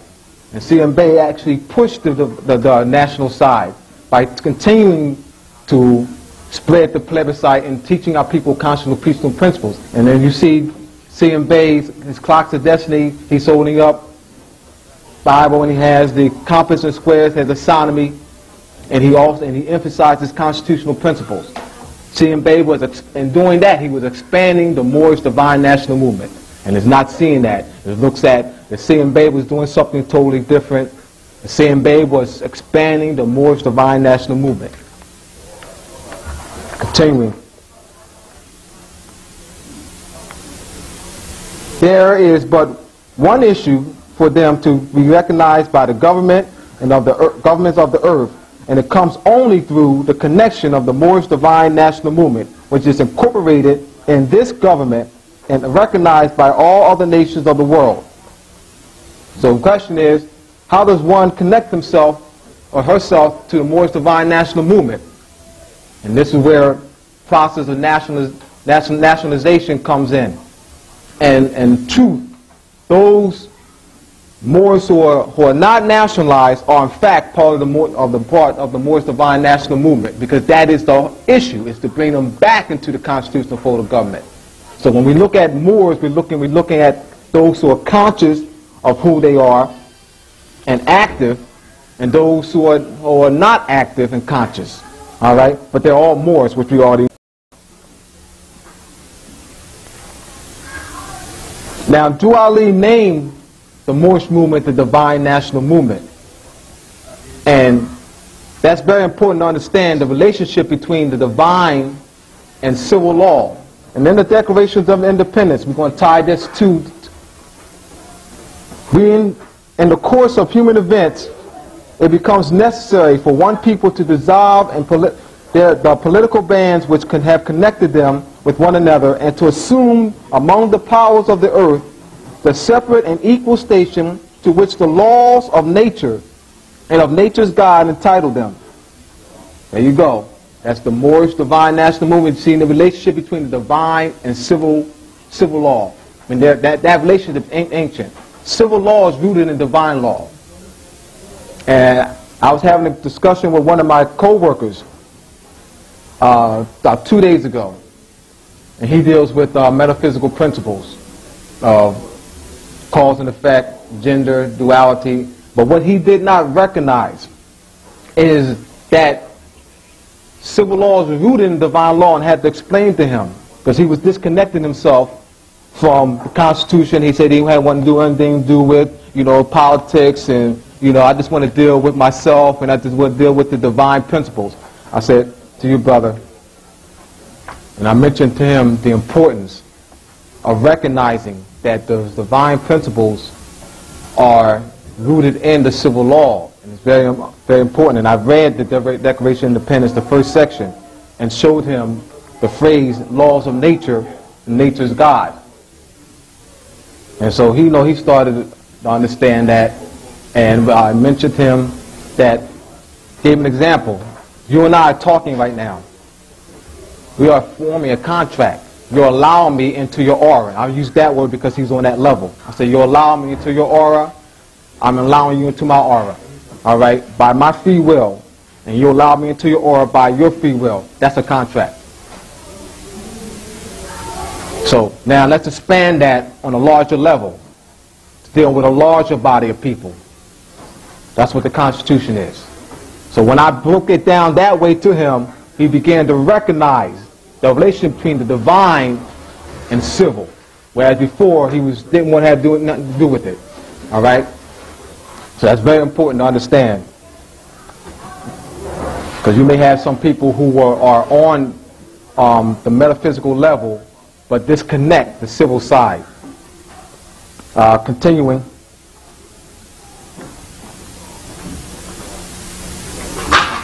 You who doubt whether I, the prophet, and my principles are right for the redemption of my people, go to those that know law in the city hall and among the officials in your government, and ask them under an intelligent tone, and they will be glad to render you a favorable reply, for they are glad to see me, to bring you out of darkness and into the light.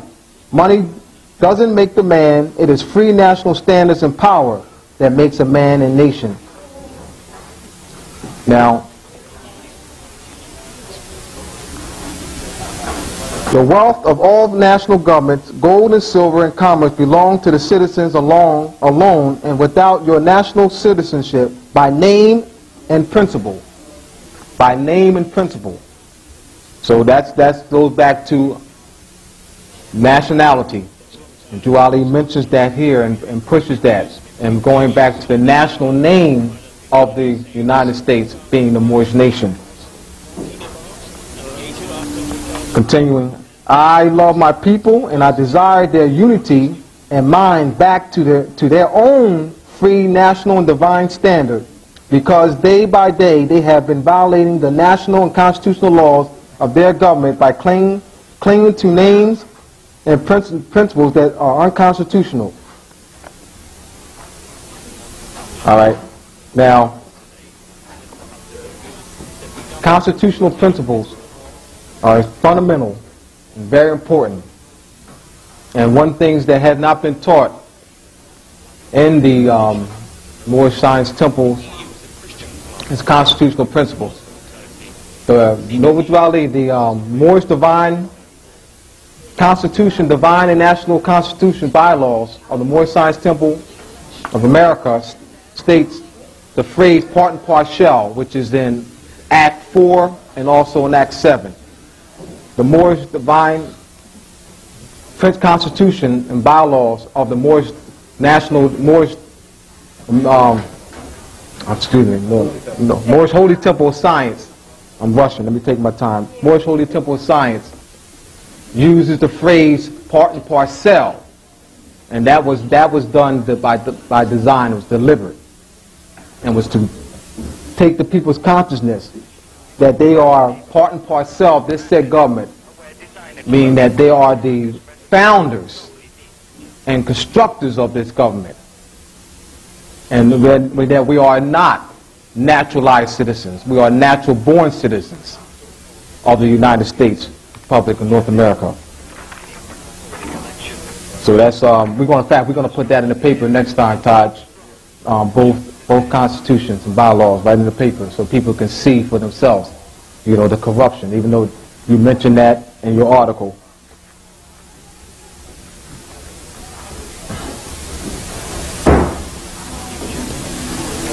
What I'm trying to do is not repeat what you said. I'm going over some things that you said, and that's what I'm trying to expand on. Because actually, you touch a lot of parts of my lesson. All right. So we hold these truths to be self-evident, that all men are created equal. This is in the section of the Declaration of Independence. We hold these truths to be self-evident, that all men are created equal, that they are endowed by their Creator with certain unalienable rights, that among these are life, liberty, and pursuit of happiness. And Noble Ali said, "Come all ye Asiatics of North America and hear the truth about your nationality and birthright." Birthrights and inalienable rights are synonymous. Joe Ali understood these principles. And he also, as I said before, the Moorish Divine National Movement is for the Europeans as well. And that's to force the Constitution, which has not been enforced. And as you said, Todd said earlier, you have a culpable government that is ruling, and that is called the U.S., and not to be confused with the United States spelled out. So understand, I was speaking to a brother earlier about the distinction and making it very clear. Because one of the comments was that the United States spelled out is colorable, and that is the United States. That is the de jure government. That is not colorable. The U.S. U.S. is colorable.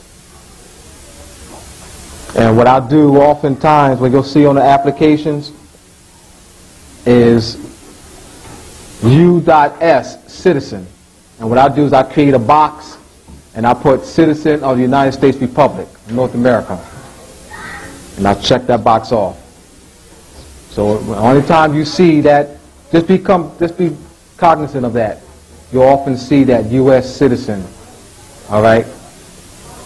And so that's very important.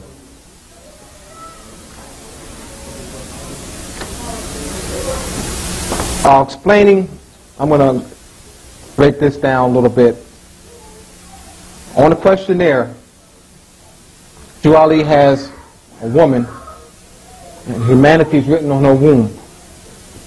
And this symbolizes our economic lifeline.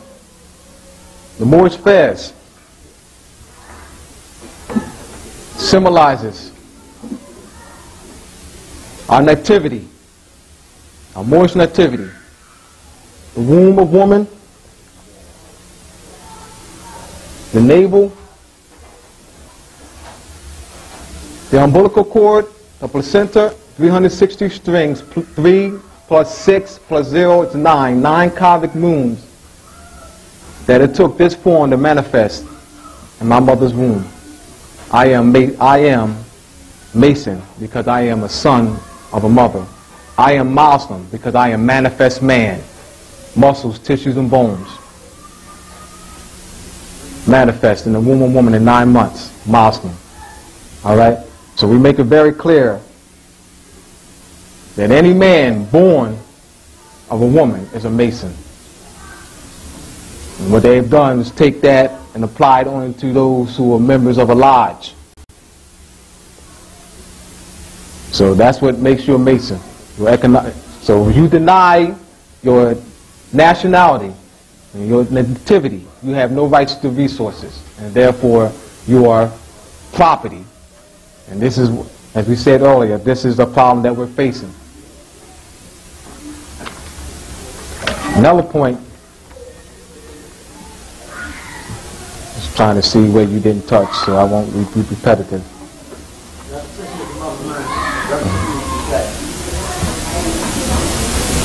The 14th and 15th Amendments, which are unconstitutional. And I said we are part and parcel of their separate government. We are natural born citizens. And Nuz Ali said that there's no need for 14th, 15th Amendment. And he mentioned here, and at the time, 1865, that the free national constitutional law that was in force since 1774 declared all men equal and free. That's a sodomy. That's the symbol, compass and square. Nuz Ali, Nuz Ali implied a lot of things in here. So what I'm doing is trying to bring them out. He implied sodomy when he said here, equal and free, and if all men are declared by the free national constitution to be free and equal, since the constitution has never been changed, there is no need for the application of the 14th, 15th Amendment. That's the sodomy, which means iso, which is a Greek word which means equal, nom, which means law, equal rights, equal justice in a social society for all men. That's a sodomy. Nuz Ali was a lawman. He was bringing us back into the law. And by bringing us back into the law, we're going to be commanding that the Europeans be brought back into the law. But however, we're not in the law. It's like, do you know offsetting penalty? Offsetting penalty in football is when an offensive player and defensive player commits a foul on the same play. That penalty is offsetting. So we're outside the law. We can't command the Europeans to be into the law. We must be into the law. All right? And this is what Nuz Ali was doing, bringing us back into the law. And by being active all over the country, we are forcing the plebiscite, which was strengthened. Now, we meant to emphasize earlier that, and suggested to you, not to overly emphasize filing suits, single suits, though we're going to be doing that. Why? Because as an individual, the sovereignty is weak, but as the collective, that's where the strength is. And if you're talking constitutional principles, you're talking the national sovereignty. You're not talking the individual sovereignty, you're talking the collective sovereignty, the collective agreement, the common law of the people. So Nuz Ali was emphasizing the national sovereignty when he mentioned constitutional principles over and over and over again, all throughout this document. And this is, as I said before, this is the heart of the movement. To not talk constitutional principles, you're not talking the Moorish national divine movement. You may be saying the word, but you're not talking it. All right? So, to bring our people back into the constitutional fold of government is the purpose of the Moorish divine national movement. So, when on Wednesdays, when I work with you sometimes, these are some of the issues that I'll be bringing up more, going more in depth. All right, and tying this relationship and letting people know what is the Moorish National Divine Movement. And that is the Constitution, talking of constitutional principles. Letting them know that it is a divine document. All right. So this is, anybody has any questions? We'll be filling questions now. I know one of the things, Taj, is that people who've been called me wanted you to discuss specifically how to file suits. I think that was one of the impressions that they had, you know, when they came here. But I understand where you're going when you were talking fundamental principles, because without these fundamental principles, there's no way that they can have the knowledge of filing suits. All right, so can you briefly, you know, give a synopsis of, you know, filing suits?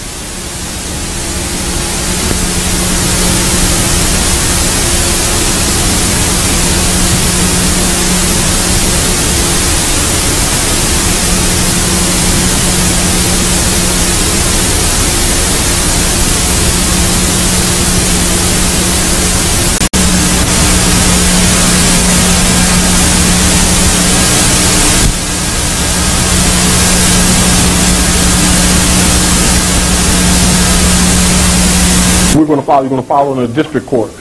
Reason not, you deal with your general state courts, etc., you know they're callable. Fact of the matter is all the courts are callable now. But what you want to do, you want to file the suits mainly to start that paper trail, because it's an indicator to the world, not only to those in this said government, but in the world, that you're making effort to make the claim. One of the reasons that weakens us in our issues of regress is that most claims that are made by our people are made in the black codes. They either call themselves blacks, Negroes, colors, etc. It has no real power at law. They'll go through the motions with you because that's not a human being. It doesn't exist. There's no constitution that backs such people. It's a fiction. That's a fiction made up by the European nations to distinguish, like say for instance, like if you have two people standing here, say they're from Misraim, we call Egypt. So you got, say, a brother and sister here, both Misraim, and so the sister, she still honors her mother and father. She's a Misraim, or Egyptian, right? There's a constitution that backs her up, recognized by the rest of the civilized world, and therefore automatically comes into both national and international law and protections. This brother over here, he's Misraim, but he comes dealing with us, he associates with us, so in order to win our favor, he starts calling himself black too, because he's relating to our bloodline, you understand, not understanding that that's not relative, because he thinks that black is relative to a pedigree, is relative to a classification, a code system that was created in 1779 to classify both uncivilized people and people that are outside of government or national governmental principles, who were usually what you call indentured servants or slaves that have not their mothers and their fathers' names, nor their mothers and fathers' inheritance. So therefore there's no law that backs them up, because they're property, they're a thing that's movable, it's called chattel. So these brands were created or coined to describe that being separate from a national being, so that they can travel in society. So you may have a free man or free woman here, and you may have a slave here, but how do you keep the conflict down? The free man has a nationality, the slave thinks he's a crayon. Very simple. Are we understanding that? Are we following? And see, so it doesn't ring a bell, or it doesn't create an alarm. Do you understand? So it's like, say, so a free being, a free national being would come under constitutional law protections and international law protections, whereas a colored person, Negro, would come under programs that would be issued to them under privilege from the citizens for what you call temporary recognitions. Do you understand what I'm saying? It'd be called civil rights issues, which would come under the 13th, 14th Amendment, which is a fraud, which makes them automatically corporate property. And so their children, offspring, are all corporate property. Dwali set in motion already those procedures for you to get back to your nationality by claiming them for the public record. That's called nationalization. Ultimately, we're going to have to nationalize this nation anyway in order to save it, but that's another issue. Brother Raheem was talking on those issues earlier. So, brother. Islam, family. Thank yourself and your son for all that knowledge you've been kicking from the round table, and it's stuck with me this year. I'm for about a year and stuff, and I feel the spirit of the holy breath, and I'm high up on the square, and I feel good. Now, I learned a lot from them degrees that was given up at the round table. I don't talk that much, but I'm a Mason of high degrees before I learned about them degrees. Now, with the 101s and the Masonic doctrine, they tie in all together, because with the Masonic doctrine talks about is how the three ruffians, Jubilo, and Jubilum, slayed the master builder, which was of King Solomon's temple, which is Grand Master Harmabith. And the Moors, or what they did to Grand Master Harmabith, they took and buried him in a shallow grave in the west. And the Moors are the masters builders of civilization. They did that to the Moors and gave them the name Negro, Black, Coward, and Ethiopian. And they're buried in the shallow grave of the West. I just want to thank y'all again because that knowledge is powerful. But the Circle 7 says the advantage of good things lie not in possession, but to knowing how to use them. So we must set our souls on fire with love and holy zeal one another, knowing that we've been through a great affliction here in the wilderness of North America, because a lot of our people is Christianized. They joined the Episcopalian, Pentecostal, Presbyterians of the British Army. So we got to go there and pull them back. When, like in the Masons, you grab your hand and shake the hand, right? Yeah. We got to go back and bring them to light. Pull them up out the grave. Let me throw something out there for that point, because a lot of people don't understand what religion is. Particularly like if you try to pull a brother out of the grave because he's been what they call Christianized, Right. they feel threatened because they think Yeshua, or who they call Jesus, was a Christian. Right. But I'm going to read again. Remember what I mentioned to you how the Europeans take pride in saying if you want to hide something from a nigger, just put it in a book. Well, let's go again, and this will also assist you when you're helping to raise some of our people, and they get very sensitive because they think you're attacking their religion, or they think you're doing something quote unquote against God because you're telling them to get out from it. Right. This is key. Now, how many of you are familiar with the Niceno-Constantinopolitan Creed? Anyone raise your hand? Niceno-Constantinopolitan Creed. There's one. Niceno-Constantinopolitan Creed. Look at the numbers of people in here, and look how many people are not familiar with that. Now take what I'm getting ready to tell you to heart, because this is a key teaching tool to redeem people. All right, from the sorcerers. They don't know that is the work of sorcerers. This work is to counter the sorcerers, but you must know it in order to counter it. All right. How many people over here have ever been to a church? Most of us have. We're quite familiar with it because we've been pretty much dominated. All right. Now let's go to. The European is so proud of himself, and I don't blame him, because he is the Negro God. So let's go into ordinary dictionary with the synopsis. And you know what a synopsis is? A brief, right? So they will give you information in a brief that's indisputable, yet the people who have become believers and followers will dispute you. So let me go to their own literature. All right? Now, I'm going to read this out and use this in the future. How many of you are familiar with Nicaea?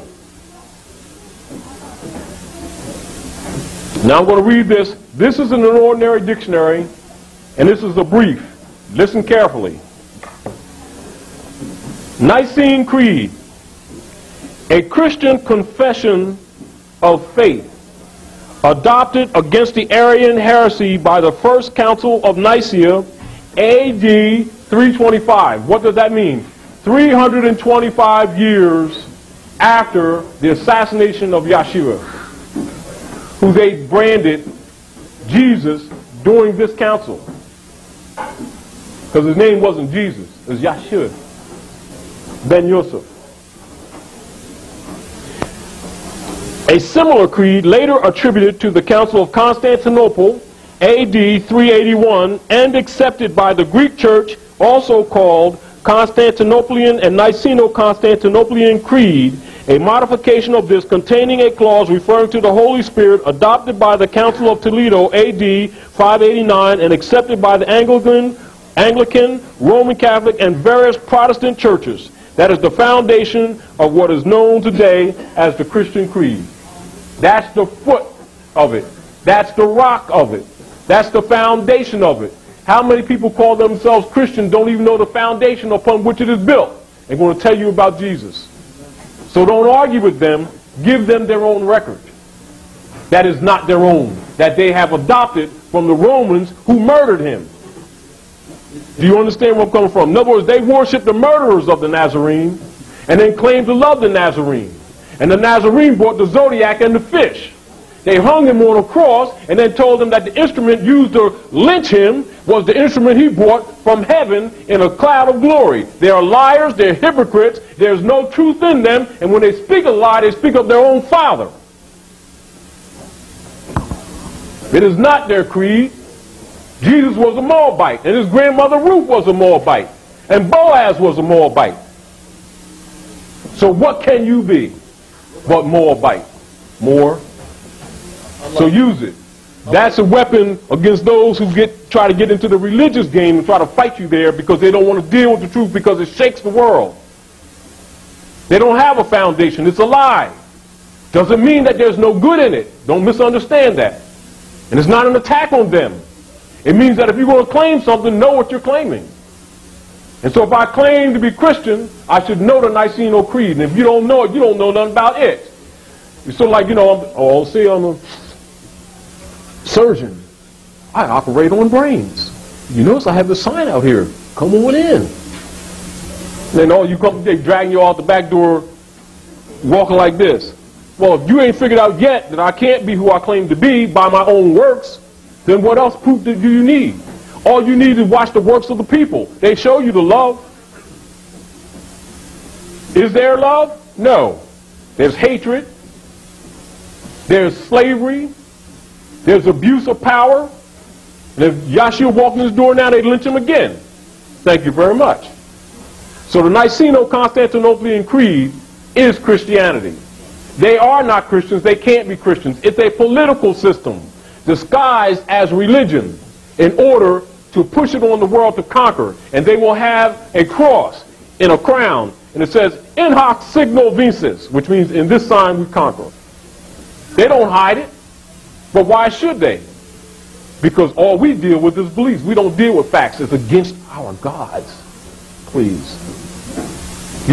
Let's save our babies. I'd like to know where I could get that. If you can write that down for me so I can get a copy. Just go right in the dictionary, look on the Nicene Creed. Go in the law library. Go to any library, any well-stocked library. Look up Nicene Creed. That's all you need to do the research. They'll tell you so much about the history. It ain't nothing but a trail of blood, I'm telling you. 1 second. 1 second, I see. What I had to say, this is real quick. What you're saying about people, getting in conversation with them. Yeah. Don't argue with them. I've groomed myself where I don't even deal with them. When I revive, I come around Moors. Yes. But I'm saying no. When Moses. Suggestion. We don't ever want to get into the thing where Moors, Great Seal Moors, Moors who deal with the law, don't deal with we's and them's in that context that's often used. Right. We're just as friendly to Europeans as we are to Asiatics. There's a lot of Europeans that's doing more to help fix this thing than a lot of Asiatics. Do you understand? It is the spirit that you're dealing with. Do you understand where I'm coming from? Principle. But I'm saying to you, relative to our people, because we have to be redeemed because we fell the farthest. In other words, when Drew Ali brought this message to the people of the North Gate, he came to all the people. He just came directly amongst us because we needed him the most. That does not constitute us in any particular superiority role because the movement is universal. That's so that Moors don't get arrogant and self-righteous, also think they own the prophet. You understand? Just because he's Moorish American. He came to the people. The Europeans are Muslim sons. When you go in Washington and you see the Knights of Columbus with our feathers on, Islam, that's why I did this article, excerpt from before. This was really directed to a lot of so-called Muslims, truthfully, to be honest with you. As well as to the Europeans, let them know that we know what's up. We ain't out to lunch, and we're not spooked up. That they have an obligation to uphold the law, and we are the law. This is for Moors who have the misconcept that think this is some little pocket thing that is just us, because you see just a few people that are active, think that the world ain't aware of what's going on. It's just that most of the people are asleep. Many of them are asleep willingly. Do you understand? But your public suit is your activity. When the repression of your rights are affected by the corporate entities faking as government, then you do the process suit. However, it must be in propria persona. Keys. I'm going to drop this at you. But remember the Nicene Council. And that knocks all dispute out of the way. All right. That's N-I-C-E-N-E. And it's also spelled Nicaea with the E-A. And the council. And although they had about 7 councils, there's 2 major councils that they make reference to in history. Ecclesiastically, historically, lawfully, canon law, etc. And that is the 325 and usually the 381. These are the 2 principles. This is when they composed up the creed that you know today as Christianity. Do you understand? Now what they did during that period of time is they was altering the documents and the scripts that they robbed from Luxor. That's the great Moabite library on the north coast of Tamari that they call in Egypt right now, or Alexandria, that they named after Alexander the Great, who was also fighting the Moors. You understand? So Alexandria in Misraim, that you call Egypt now, of the ancient Moabite kingdom or empires, because it spanned the seas, is Luxor. The world's greatest library was situated there. Not just there, but also here in Toledo, in Ohio, here on this side. And they burned them. And they have a rule in government and in the church, and it's called Indexus Prohibitorum. As a matter of fact, that's even in the dictionary. You want to hear what it says? Now look at this. I'm showing you again how an ordinary unabridged dictionary can educate you. But the only thing that blocks you is our emotions, our beliefs, our deication, where we don't want to deal with reality. All right? Now remember that. Now this is Indexus Prohibitorum. These are fundamental things that you must understand, because when you walk into those courtrooms, don't think that it's not used, because the judges are in the concept of this information.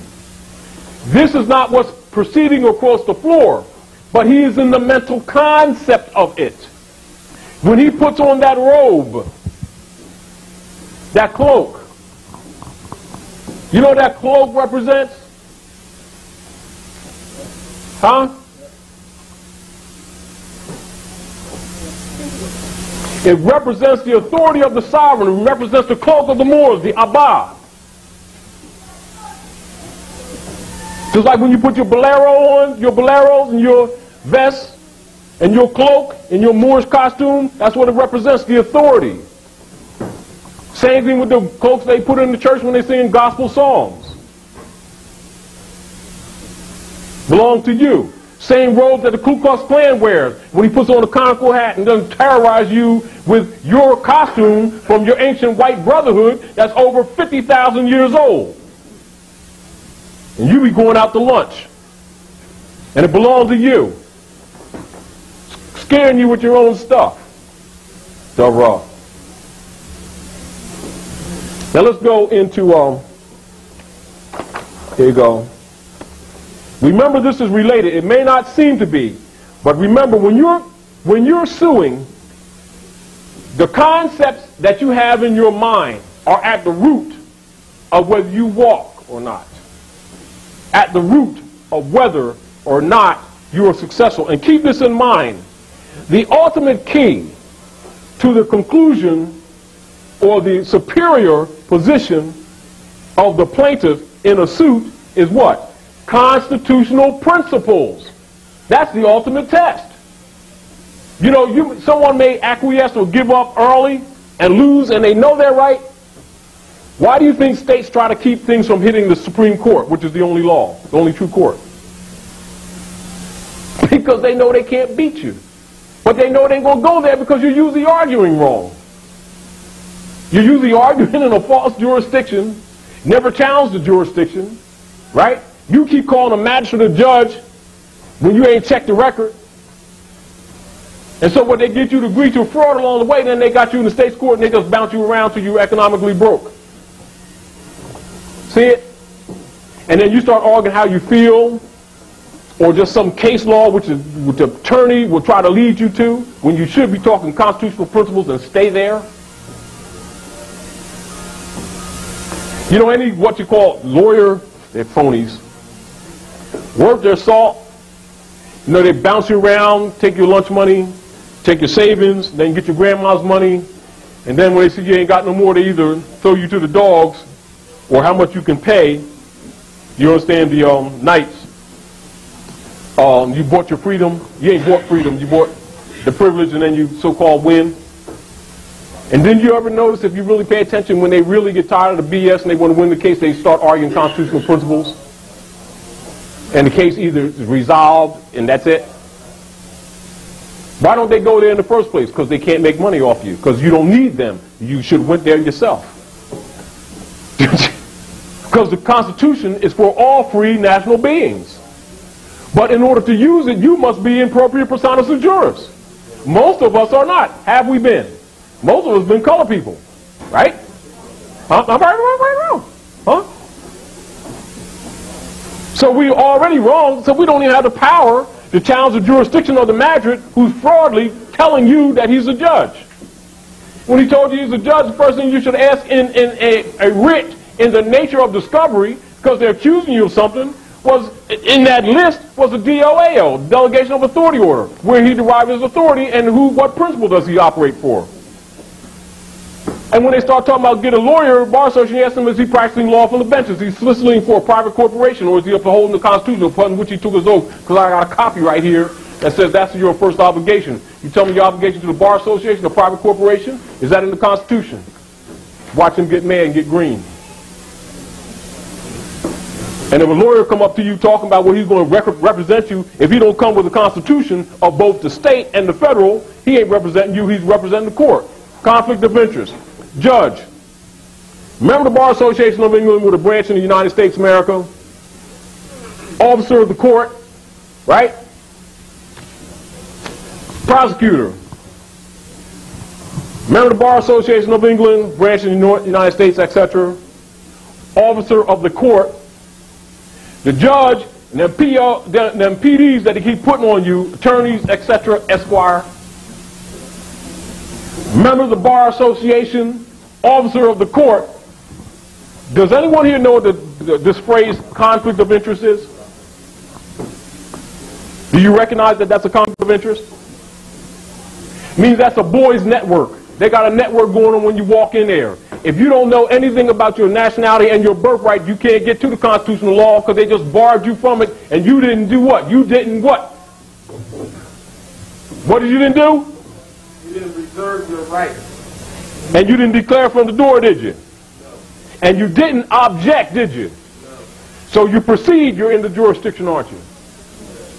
And when you're in the jurisdiction, they're also considered that they already have leave. Am I correct? Black's Law Dictionary. Black's Law Dictionary. Show you something else. And keep this in mind, because this is vital in your concepts, because this is how you're going to structure your suits.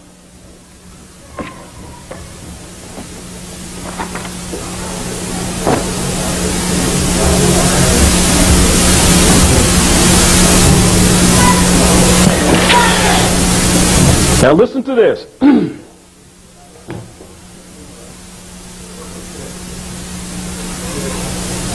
In propria persona. Now this is Henry C. Black Law Dictionary, 3rd edition, and you know, those of you know who study, the 3rd edition and the 4th edition is the killers. So it's going to be hard for you to find them. If you can get them, fine. You know, you can get the 5th, 6th, and all that stuff all day long in the bookstores. And you know, if you go on the internet trying to get these, they're going to roll you for a couple $100 or whatever. But if you get this 3rd and the 4th edition, now the 4th one is green, I have them both. They are the killers. They got a lot of stuff in them. Educate you. Hold on. In propria persona. Now listen to this carefully. Remember that all those who claim law teach law, learn law, processes. All right, remember, law ain't what you think it is. The issue or the science is jurisprudence. And jurisprudence is that science which treats positive law. Outside of that, they're throwing in negative law. Catch it? That's why they just say law. And you start thinking that that means right. It don't. That means rule or policy. Do you understand what I'm saying? So you better stay in positive law, and the constitutional principle is what keeps you in positive law.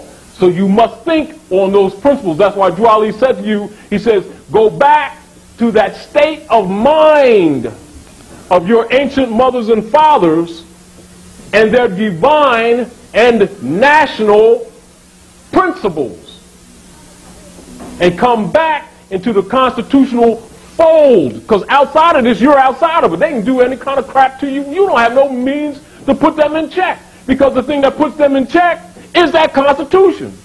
That's what a DOAO is. A DOAO is a delegation of authority order that's given to, all right, you're judge guy. You're a judge guy of the state of Pearl of Africa right now, corporation, right? So guess what he has? And what you have a right to demand. I say I'm Judge BullcityTy for somebody? Oh, no problem.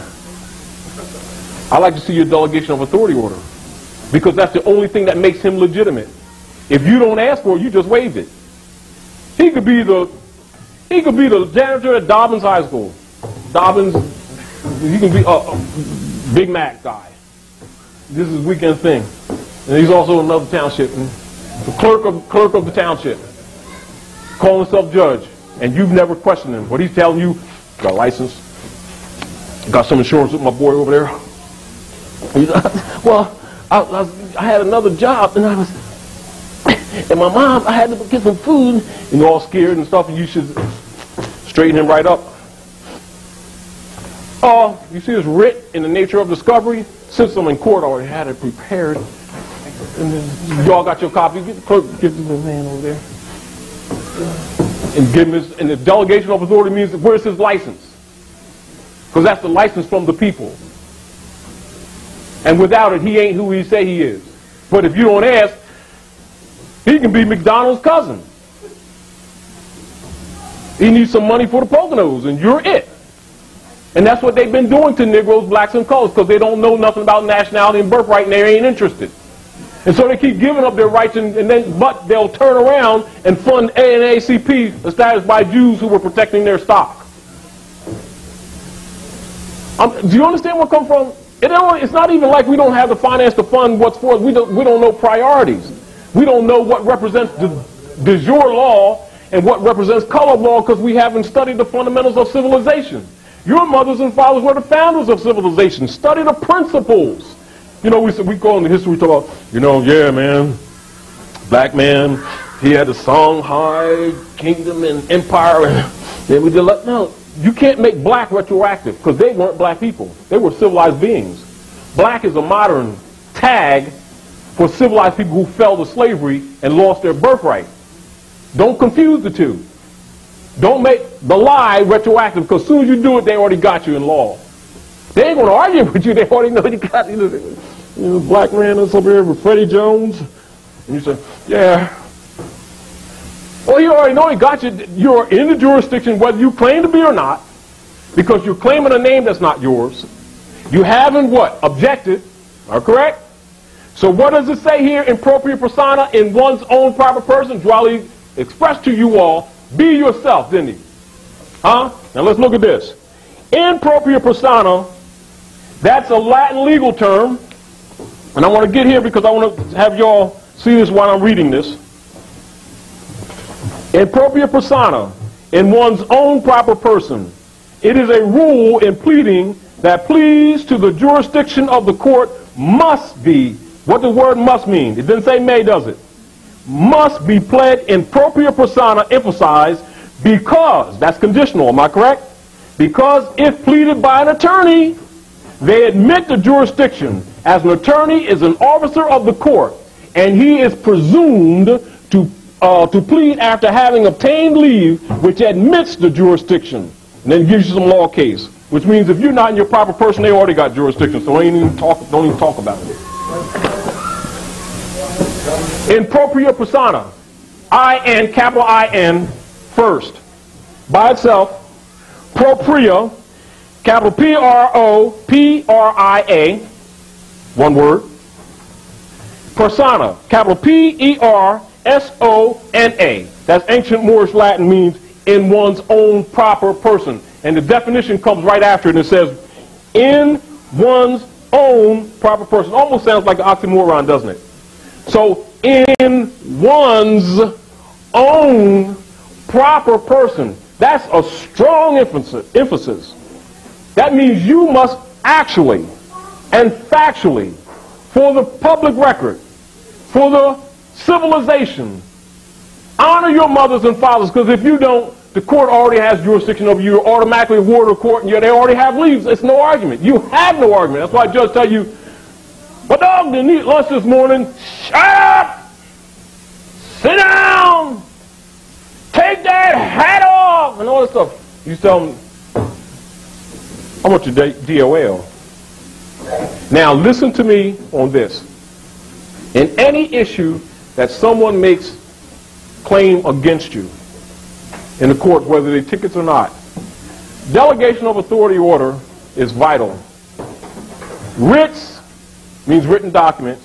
In the nature of discovery is your right before they can proceed.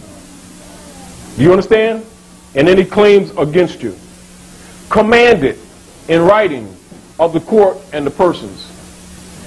Delegation of authority order is one of the issues that you're going to talk about. I'm going to do some things in the paper later on that will give you pretty much a breakdown or an example of it. So we don't have to go too much into it right now. You'll get it, in the future.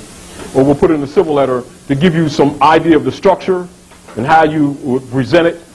Now, a writ in the nature of discovery means like if I say, "Well, brother, I went to the bathroom, and Article 1, Section 3-501, Fartville jurisdiction says that after 6 o'clock you can't go to the bathroom.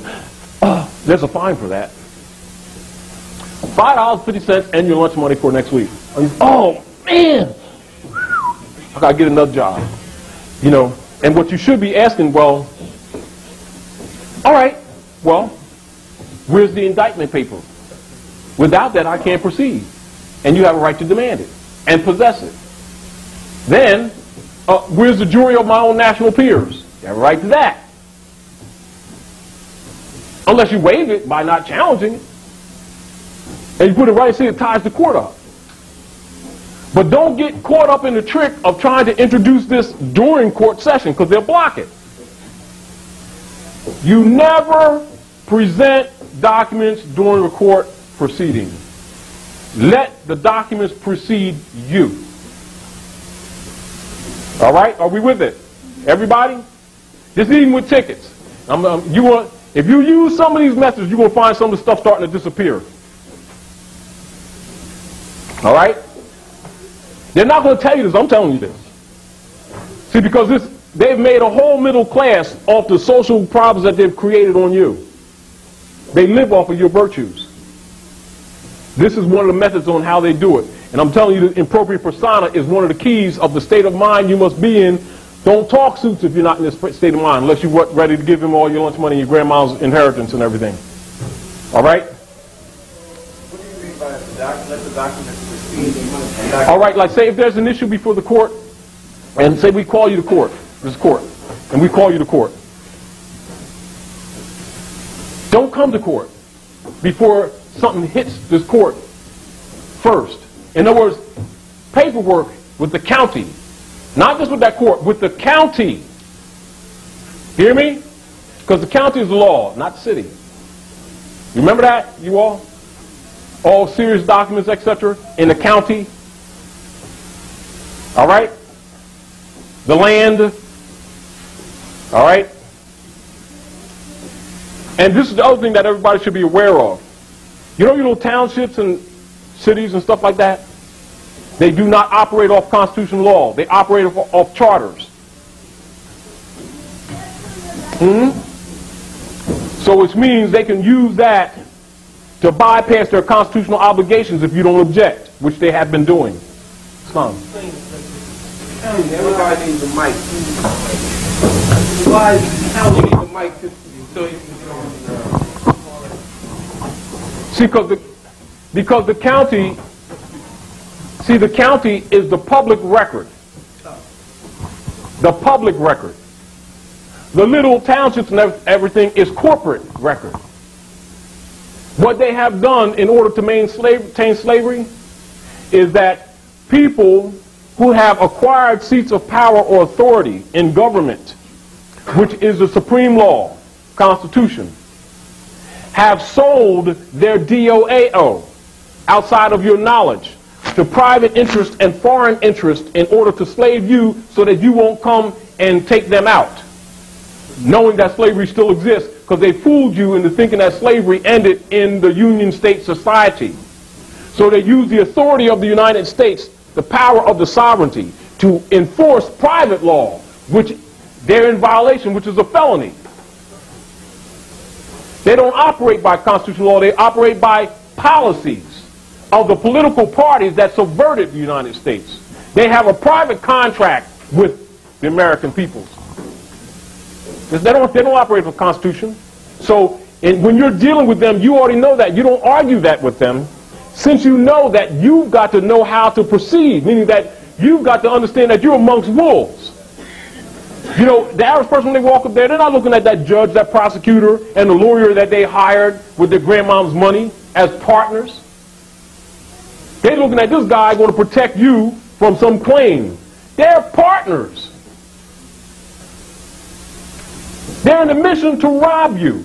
They're in the mission to subvert the Constitution. They're in the mission to bar, B-A-R, the Constitution. Because if the Constitution was in place, you wouldn't need him. And the judge's obligation is to do what? To enforce the law, and when he sees a tort or violation against the people, it is his duty to call the immediate police or even the military police, if necessary, to protect the citizens. When your rights are being violated. See how quick they enforce colorable law. If you get a ticket out there, if you parked out there a meter, see how quick they, with all the mechanisms go into a force to get that little coins for you for that colorable ticket. They're supposed to act on the same way when you're violated, without you having to file a suit. That's what government officials are for. But what they did, you all elected me, right? So you elect me as Bibelfetzer guy of the city. So I have delegated authority. What you all should know is that there's a limit to my authority. The DOA will describe what it is. If I do anything that I do outside of good behavior, I've already violated. There is no recompense. I'm out. You don't need to vote me out. And if I don't leave, you have the right by law to come and physically remove me. That's what your real right is.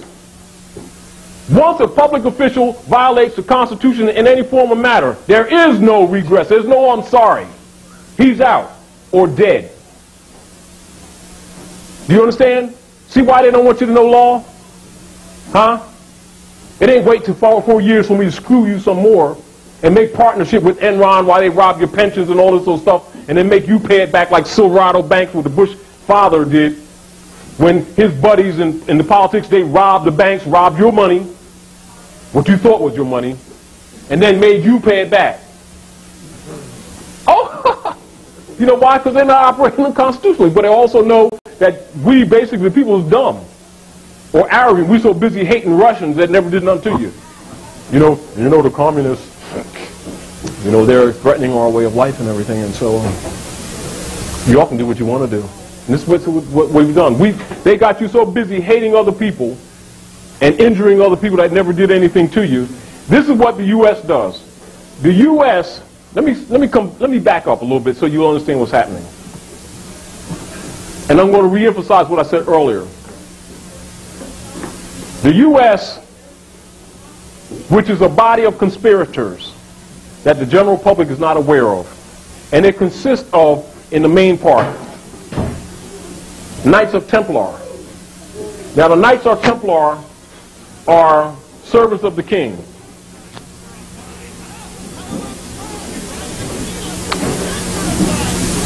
And subversives of the principles of isonomy, meaning that they maintain slavery by owning the governments. Do you understand where I'm coming from? Everybody clear? In other words, rather than hold you in servitude directly, which causes rebellion. Do you understand? If I'm standing up here like this, right, and you're impressed because I said, well, you know, I've got this stuff right here that I can just move this right up and down and I can read your mail right through your pockets. And you know, I've got this ring right here that really is a Bibel Fetzer right into your eye and I can see what's in your bank account. He says, oh man, boy, scared of him, man. Whoa, you know. And you know, when you've got your telephones and I can just signal it everywhere, that's really a tracking device, and you say, oh, wow. You know, I say, well, you know, and I got atom bomb here, right? Then I got a neutron bomb here, right? I got chemical warfare in my finger if I do like that. Oh, you're scaredy. And then I can catch you right through your phone, and you get all impressed. What they don't want the common people to recognize, that I can walk in here with straps of weapons all across here and helmets and Kevlar vests on and all of those stuff, and I can use the power or the sovereignty of government to maintain my own personal corruption, right? What they don't want you to think or recognize is that a little guy over there in the corner that you call lunch can take a 22, come up and pop me right in the middle of my head and it's all over, me and all that weight, and then y'all be trying to pick me up with all this weight and all these bombs and everything else like that. They don't want you to recognize how simple it is. Do you understand? So they build up fear. You understand? Guilt, superstition. You need to pay attention to their obligation. The Constitution is their obligation. That's not some instrument that, oh, you know, it's interesting if you all know something about it. And if you don't, oh, it's not important. Why do you think politicians don't teach Constitution to children in schools? Because that's the document that gives them the authority to do everything that they're doing. Without the Constitution, there is no government. Once you understand that, you understand where you need to be to protect your Moorish birthright. And the Moorish birthright is to protect the Constitution and to enforce the Constitution. The abuses that you've been getting is because that document has not been enforced. It has not been enforced because you ain't been in your proper person. Y'all been busy being colored people. Do you understand where I'm from? So concept of mind, get out of it. You're not Negro, black, and colored, and you got to be that, not that, officially. That's what nationalization process is for. That's why he did it. Do you understand? These have political ramifications. So it changes your political status in the society for the record. That's number one, because it's documented now. You see what I'm saying? So that gives you a standing at law across the world. Now, do you know what to do with that? That's the next issue. Do you know how to proceed with that? Those are the parts of the information that was suppressed by the subversives, COINTELPRO, etc., that was inverted into this movement with the FBI, CIA, etc., which is really the OSS, to subvert this movement. Having the people think it's a religious movement when actually it's a movement to bring people back into the constitutional fold of government and to enforce that constitution for the protection of all the peoples. But he knew that they could not be protected as Negro, black, and colored because that's a category of a caste system. It's not human. It is not human. Does not pertain to humanity. It is outside of the human family, therefore outside the law, therefore outlaws. So what do you do with outlaws? Do whatever you please to do with them, particularly if you have power.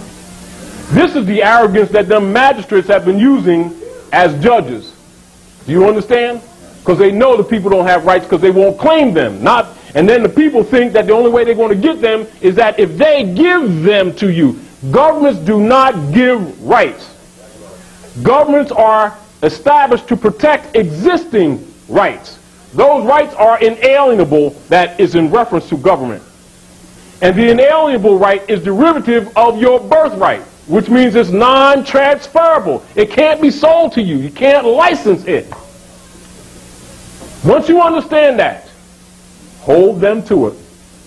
And they're obligated when they take that oath of office to uphold that Constitution. And if you start talking about Republican Party and Democratic Party and all that kind of crap, and you start getting into their private matters, because it's private policy, and you let them enforce that crap, you just gave up your birthright. This is what has happened to us. And you believe them, you keep believing them. Then they put nigger leaders out who got these feathers on in secret, and they're usually a reverend with 33 degrees, playing dumb like he don't know what that fez is, like he don't know what that great seal is on that dollar bill. And it's right there on the dollar bill. Pull out dollar bill. Pull out dollar bill, y'all. Anybody got to pull out dollar bill? United States Republic is the only government on the planet that has a dual seal. Is everybody clear what dual means? We know it means two, but I want you need to be clear on this. Dual seal, which means two seals to the one. You fold it, you see the one in the middle, right? You fold it, you put up to the light, you'll see there's an obverse and a reverse. And you look underneath that seal with that pyramid, and you know it's not the Vatican. But they keep telling you it's the Christian government. Jefferson told you this government was not founded on Christian principles. And how many people keep talking about Jefferson? You see what I'm trying to say? How we don't pay attention? Now you see that pyramid? Look at it. Now the sun shines from the east even unto the west. And it casts a shadow on that pyramid. And so there's a shadow on the west on that pyramid. And you see an eye on top of that pyramid. But there's a violation of physics in that die cast. And that violation of physics is that the shadow continues underneath the pyramid, which is sitting on sand, which is a violation of physics. But it's in your face, and so most people don't pay attention, so they ain't worried about you seeing it. Right? And then you look at the end of that shadow of that pyramid on the earth, on that plane. See, because you got the vertical and the horizontal. Ain't that a square? Isn't that plumb and level? Man got two positions, plumb and level. Am I correct? He's either prone or he's upright. And that's what he does. That's how he goes through life. And you notice that on the left, on the right of that shadow, you see an acacia bush growing in the sand. What's acacia bush growing in the sand? But acacia also means evergreen, don't it? Evergreen means ever life, don't it? In the sand. Now let's take this eye and let's take this pyramid. And you know how to take that pyramid and then bring that light to the earth? Now keep that pyramid and print it in your eye. And keep it there. Then I'm going to turn the pyramid upside down and keep that and overlap that pyramid. What do you got right there? You got hex alpha, don't you? You got hex alpha, which is your dual trine. Am I correct? Huh? Now look over that bird's head and count them 13 stars. What symbol do those 13 stars make up? Hex alpha. And that ain't Jews. Though we Jews, it ain't what you think it is. But let's look at that shadow when we bring that light to the earth. And you look underneath it and it says the Great Seal, doesn't it? Then take that and put that in front of your face and you'll see that that shadow with the acacia bush becomes a 7 in a circle, don't it? Doesn't it?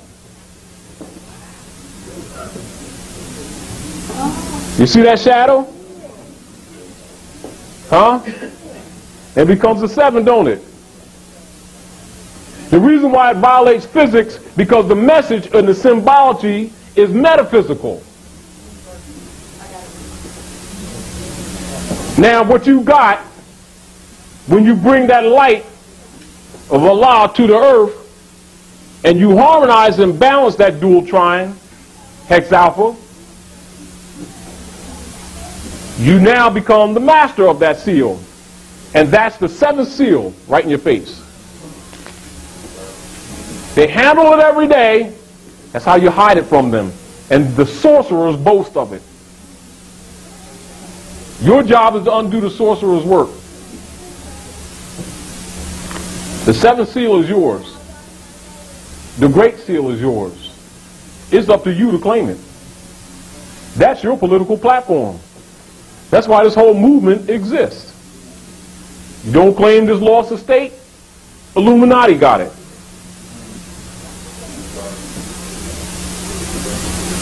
They're claiming it until you do. They've been living off your virtues. And they ain't sitting around worshiping those spooky gods either.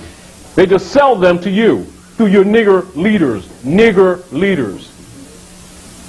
They keep promoting Negro, black, and color amongst you. That's what they're paid for. But when they get their 32nd degree with the Knights of Templar and their lodges, they get a certificate saying, Assalamu alaikum. And then ritualistically, they take their holy, what they call holy name, or their Muslim name, which is really their Moorish name. And they ain't got nothing to do with religion. It has to do with supreme leadership and rulership of governance. Governmental principles. And they've been ruling you, and they got that sword over your head. Because you playing sleep games. Making a pact with them while you don't honor your own mothers and fathers. And they put it right in your face, and that's a story. You know how they say? You want to hide from niggers? Put it in their face, and you spend it every day. I tell you, whenever you spend a dollar from now on, never have it face up. Snap your fingers and give them the seal. All the time. Now let's go to indexus prohibitorum to let you understand, again, brother, you know, the church's position, and it's not the people. Do not charge the people because they just don't know better. You know, the whole world's deceived because of this game. I'm going to get you. I ain't forgot you, brother. But I don't want to get too past myself. These things I'm setting you up in your mental state. This must be in your mental state when you're filing lawsuits. Because they are trained to this. Them magistrates, them judges are Masons. From a lodge perspective, we're not dealing with the natural man. You got some of them that are dealing with the principles of the Moabites. Those high civilization principles. But you have others who are in there to subvert. Do you understand?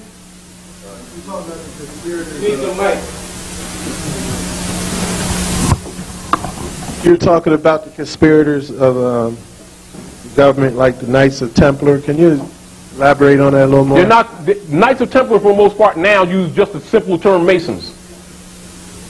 But I must make it clear, it does not mean Masons are corrupt. Mason is an institution that pretty much maintains a lot of your Moorish history. It's just coded. But many people are in the lodges for the purpose of maintaining rulership over you. They're not intending to enlighten the people. They're intending to subvert you. Do you understand? But that does not mean every Mason in the lodge has that position. You got many clandestine people in there. All Negroes are clandestine. Any Negro Mason is clandestine from day one.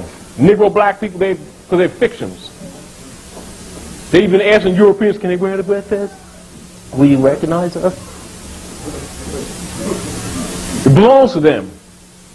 Europeans are their sons, who they deny. Now they're being denied. And they don't like it. They call it prejudice. In other words, essentially, we're all one. There's only one nation here, it's the Moorish nation across the world. All nations derive from the ancient Moabites. But they had to corrupt the history. Do you understand? And if you go into European family, they start talking all kind of trash to you. Well, go into their family, go into their coats of arms. They're Moors. They're not going to tell you about that Yaqubian experiment, are they? Not the real truth.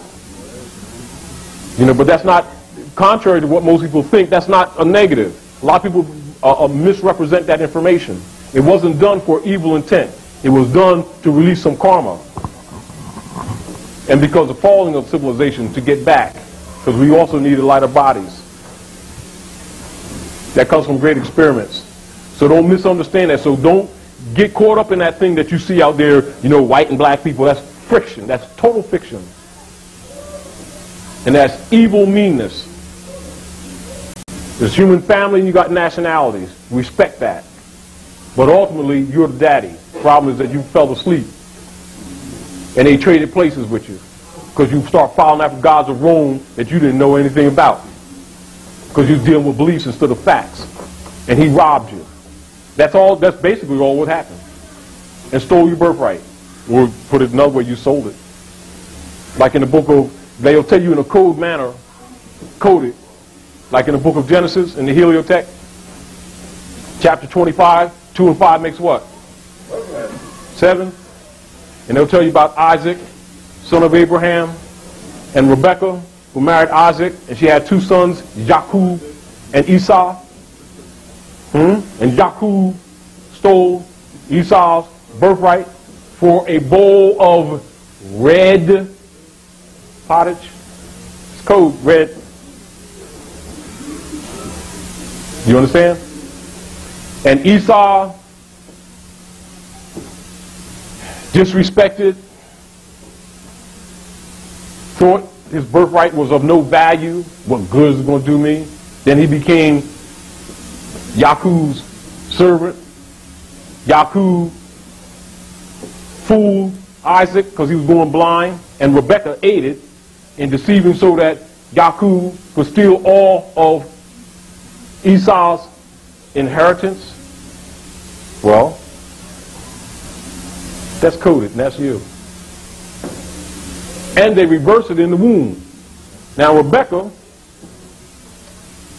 was with child, and she had 2 sons, Isaac's children, offspring of Abraham. So these are dealing with descendants of Abraham. And all the so-called religions claim they're tied to Abraham, which is really modern, truthfully.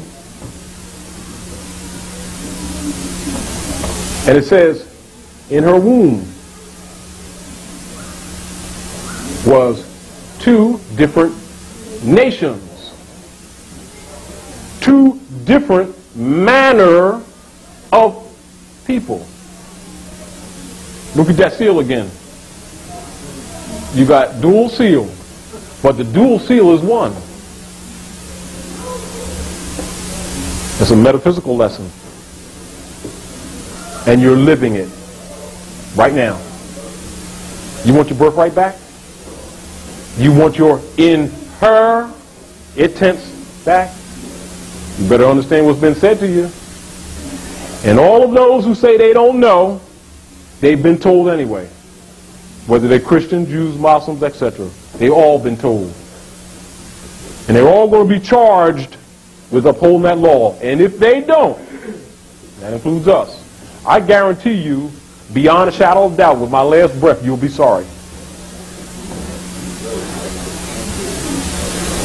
And it's, to a degree, out of our hands in the sense that the cosmic mother is taking this battle up now. So when the prophet moved off with the message, the spirit of our ancestors took that space. And anybody don't carry it out, you're getting hooked. Really? We're going to fulfill this, or we're going to pay the consequences. The European sons are going to tell you the truth. And if they don't, they're going to fulfill the consequences. And if you don't agree to this principle, you're all going to pay the consequences. And there is no way out. I don't care who tells you anything to the contrary. What the prophet did was simply give us some keys. Not some emotionalism or some belief system, but keys to get out of this mess that we got ourselves into. You know, in other words, he didn't say, well, you know, feels though this way, or just love stuff. And no, he gave us actual keys. And he says, there's but one issue. And that is the enforcement of this Constitution, because it's divine principles. And if you don't enforce those principles, which is isonomy, which is that compass in the square, which means equal rights for everyone in the society. That's why it was set up on divine principles of nature's God and nature's law. Don't carry it out.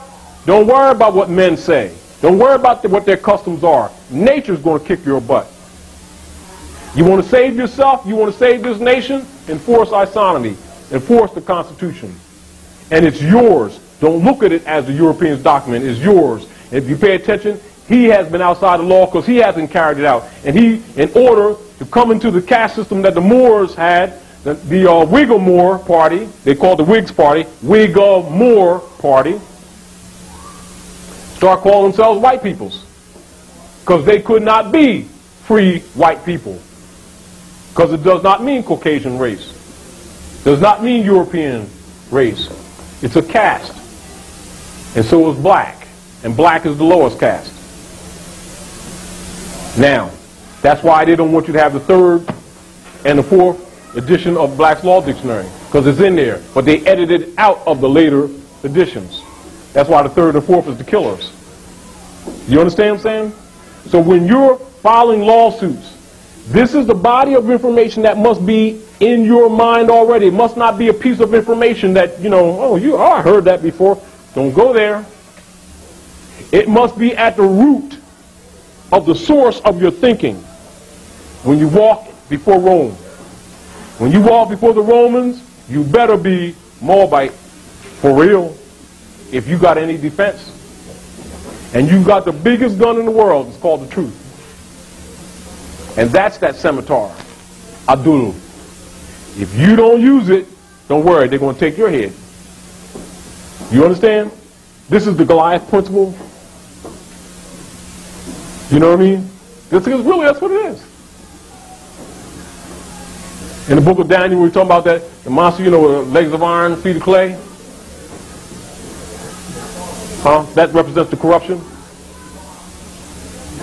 So when they got that sword over your head, you take your sword and you hit them feet. Means the foundation. And the foundation, you hit them with the law. And the first law is yourself. But you cannot be the law if you don't know yourself. Keep that in mind. And before I get too far away, let me get back to what we talked about before. Indexus prohibitorum. Back in the dictionary. This is how proud they are. Because they know we all sorcered up.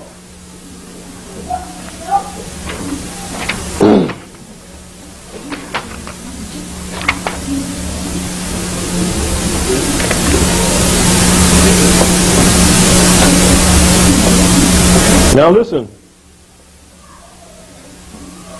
Index, which you already know, is anything used to indicate, to point out, to guide, as the index finger. Oh, you know that, right?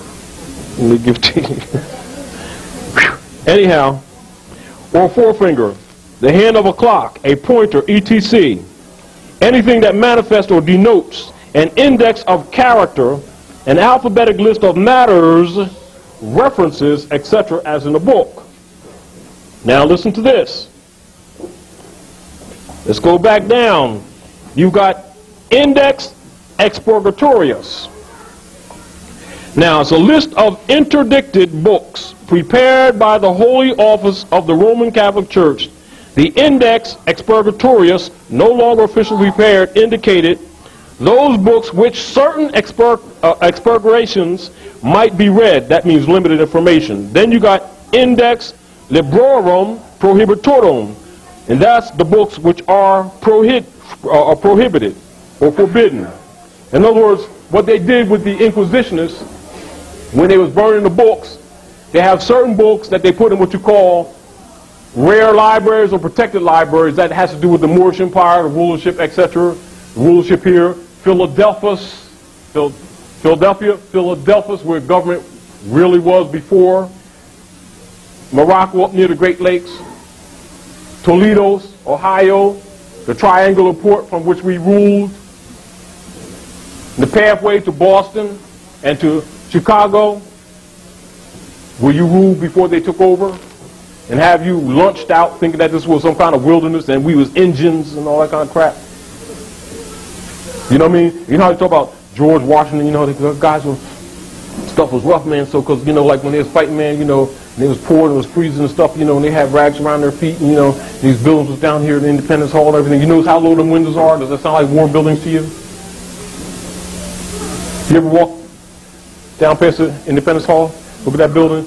You can, those window sills come like that here. You ever seen those buildings before they covered them up inside? Brass rails, intricate architecture. Does that sound like a war economy to you? Huh? We're at Georgie, Salem, Delaware, going up to Trenton. beating his keisters. Went up to New York, they beat his keisters and stuff like that. And the redcoats are coming. Don't fire your muskets till you see the whites of their eyes contrasted against their dark skin. Anybody ever go to Gettysburg when they have the Gettysburg Address on a yearly thing and they have the war enactment and everything? Go there and you'll see them Europeans come there every day dressed in Moorish costumes. And you'll see statues all the place with fezzes on them. And you never even pay attention to it. You're home. That's the point. Gettysburg, where Abraham Lincoln gave his so-called great speech, and his grandpa was a Moor. That's why they made mockery of him. And you look in the old newspapers, you'll see them dressed him in Moorish pantaloon with a scimitar, because they're angry because he was dealing with this Emancipation Proclamation thing, and it was confusing. Although the Emancipation means transfer of property, the fakery making you think that it freed you, he was trying to hold the nation together. And they also mocked him because of his kind of curly hair and his ruddy skin, because his grandpa was a Moor. And so they did satires in the newspaper with him dressed in Moorish garb. But of course, we don't go into archives and look at stuff like that, do we? You understand what I'm saying? That's also why they killed him. Because they figured he was tricking them, and really emancipating the Moors. He was really emancipating the European sons and then trying to bring peace. But it was up to Moors to emancipate themselves. But what he was trying to do is save the Union. You understand what I'm saying? And so a lot of us look at that history as their history. That's your history too. There's nothing that happens here that's not your history. This is your land, this is your government, and what they did, trade places and took over when they were actually the subordinate party. All right? Now, one more thing, I want to go into the Black's Law Dictionary. Keep note on this. Anybody got notes? Take notes.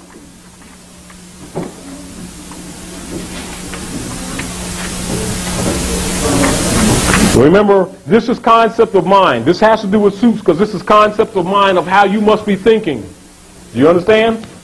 What must be already part of your knowledge base. Free white persons. Are we hearing? Black's Law Dictionary contains definition of the terms and phrases of American and English jurisprudence, ancient and modern. Ancient and modern. Are you with me? Keep note. Free white persons. Edition 3, Black's Law Dictionary, page 817. Middle of the page, second column. Free white persons. Absorb this, absorb this, absorb this. Free white persons refer to in Naturalization Act, as amended by Act July 14, 1870, has meaning naturally given to it when used in 1 Statute 103(c)(3), meaning all persons belonging to the European races then commonly counted as white, and their descendants, including such descendants in other countries to which they have immigrated. Now, that's your perception because that was the common use of the term. Meaning the Albus or the Albions, which means Albus, Albion's sons, and even called parts of the land, particularly over in the Washington State area, New Albion, when we colonized them in certain areas. Now, but that is not what it means, and this is here to clarify it for you. What free white person means, it includes all European Jews more or less intermixed.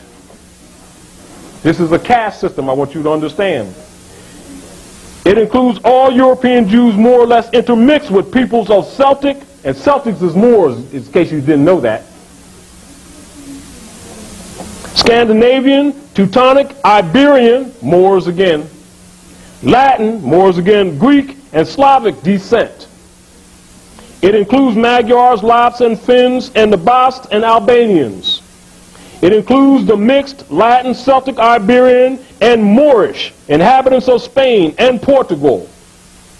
The mixed Greek, Latin, Phoenicians, Moors again, and North African inhabitants of Sicily, Moors again, and the mixed Slav and Tartar inhabitants of South Russia, Red Russians, Moors. It does not mean Caucasian race. Do you hear me? This is law book. It does not mean Caucasian race. It does not mean Aryan race. It does not mean Indo-European races, nor mixed Indo-European, Dravidian, Semitic, and Mongolian peoples who inhabit Persia. This is law case here. A Syrian of Asiatic birth and descent will not be entitled to become a naturalized citizen of the United States as being a free white person, ex parte Shahid, DC 205 F812 813, United States versus Cartosian, DC 6 F2D 919 921, ex parte Dow, DC 211 F4 86 487, Enray and Exong, DC 271 F23. I want you to understand that that's a caste system. So when the European says that he's white and you agree and don't contend it because you're white, you understand what you did? You just made him the ruler of the land. You dig it? That's why they call themselves white. Because white means God, God means ruler of the land. And that's law. See how unsafe it is for you to use those terms when you don't know what you're doing? Calling people black and white and all that kind of stuff. And saying you black and I'm proud of my black self. You just cursed yourself and made him God, then you're mad because he act like it. You made him God, now you're angry. Huh.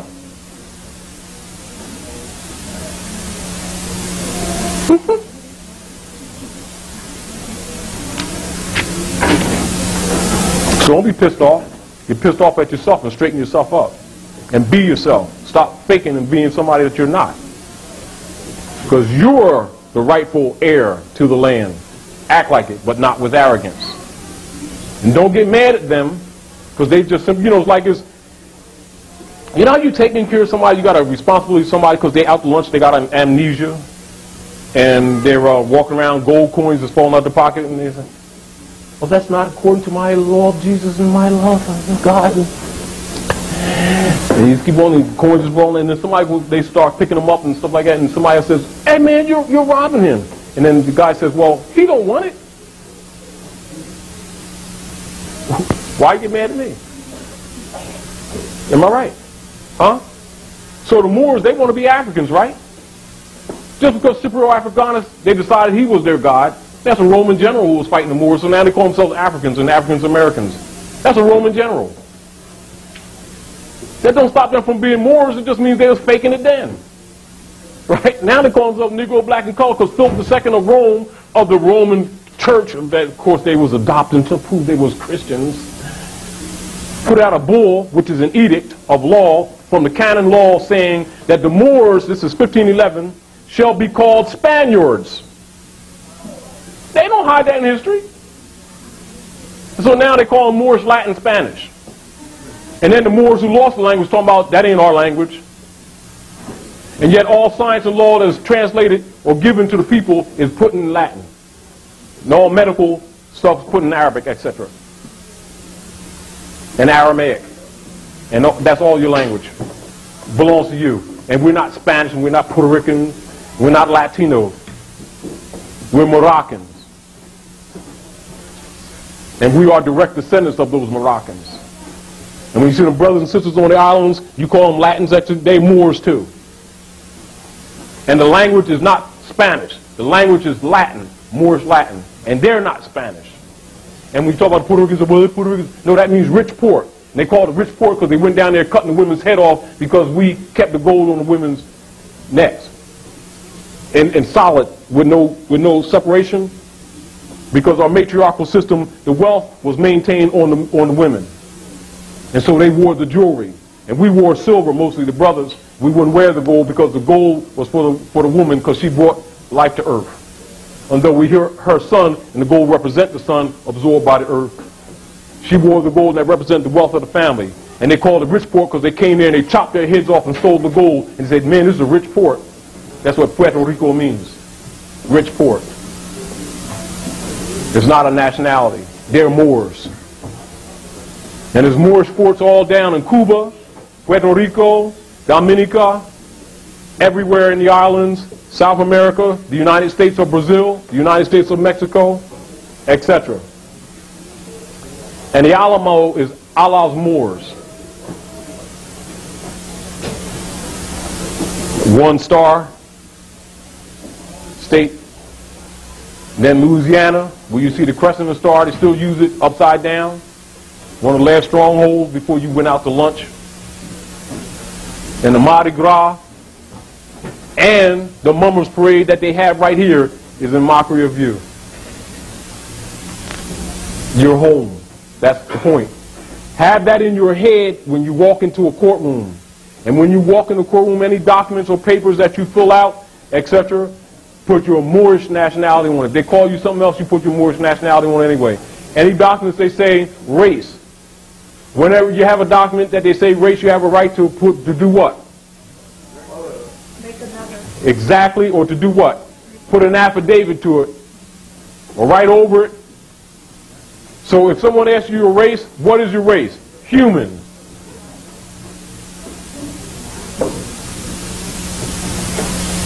What do most people do?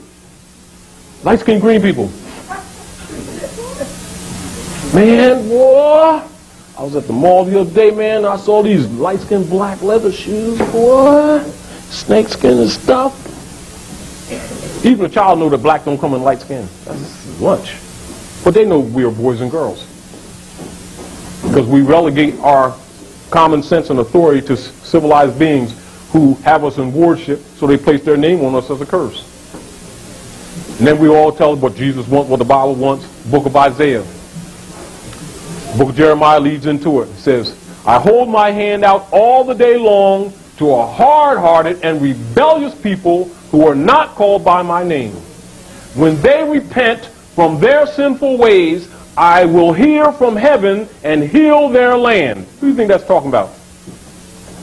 What body of people on this planet been going around for generations calling themselves by somebody else's name and being proud about it? Of course, we're too proud to admit that, aren't we? That's why everybody lets us stew in our nigger juice and just sets up shop and make a living off us. Because we're arrogant, self-righteous, poisonously, foaming at the mouth, do push carts up and down the aisle to tell you what Jesus wants.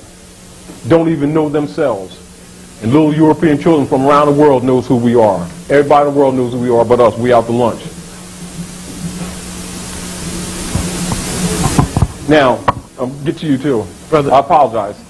Peace. Brother Tyus, can you speak to the issue that's often raised? I had a lecture here on what it would take for our movements to unite. And it seems as though to me, based on some of the feedback that I have received, our people want to continuously cling to the things and the names that allude to slavery. Yes. And they want to be able to have all these so-called outlets to get out of this Negro problem. Yeah. And I pointedly summarized that particular lecture under one key term, that in order for our movements to unite, the people must be nationalized as well as everything in our land. And I agree. And not only the things in our land, our diets, our clothing, our way of life, our attitudes, everything, even in terms of commerce, the gold, the silver. Now, you're absolutely correct, and I understand your... Now, does everyone understand the question? He's making a question and a statement. Exactly. Yes. But I would like for you to speak to that, because it seems I guess here's the key factor that I want you to speak on, if you will. Our people want to cling to things. Yes. And don't want to face the reality and the truth. See, what you're doing is you're substantiating what you're saying. You understand? And you have proof in the pudding, but when you bring the proof and the truth to our people, they still want to fight. Say, well, I want to be African. We all Africans, and I'm black. Despite that, and we're going to do a revolution, and we're going to win. Yeah. Can you speak to that? Yes. Very simple. You know how Romans take pride, and they're not there to be studied and appreciated. They're not God for nothing. You know, God is a generic term. God does not mean the supreme being. God means anything that is worshipped, adorized, or praised. Doesn't mean that it's positive or negative. You know, and because Allah has names. Divine providence has names. God does not mean divine providence. When they accepted that trick, they was already out the box. One of the things that the Prophet had mentioned to the Moors, and particularly to the adepts, sheiks, etc., he said, the half has not been told. If I told you everything, you would go back to sleep.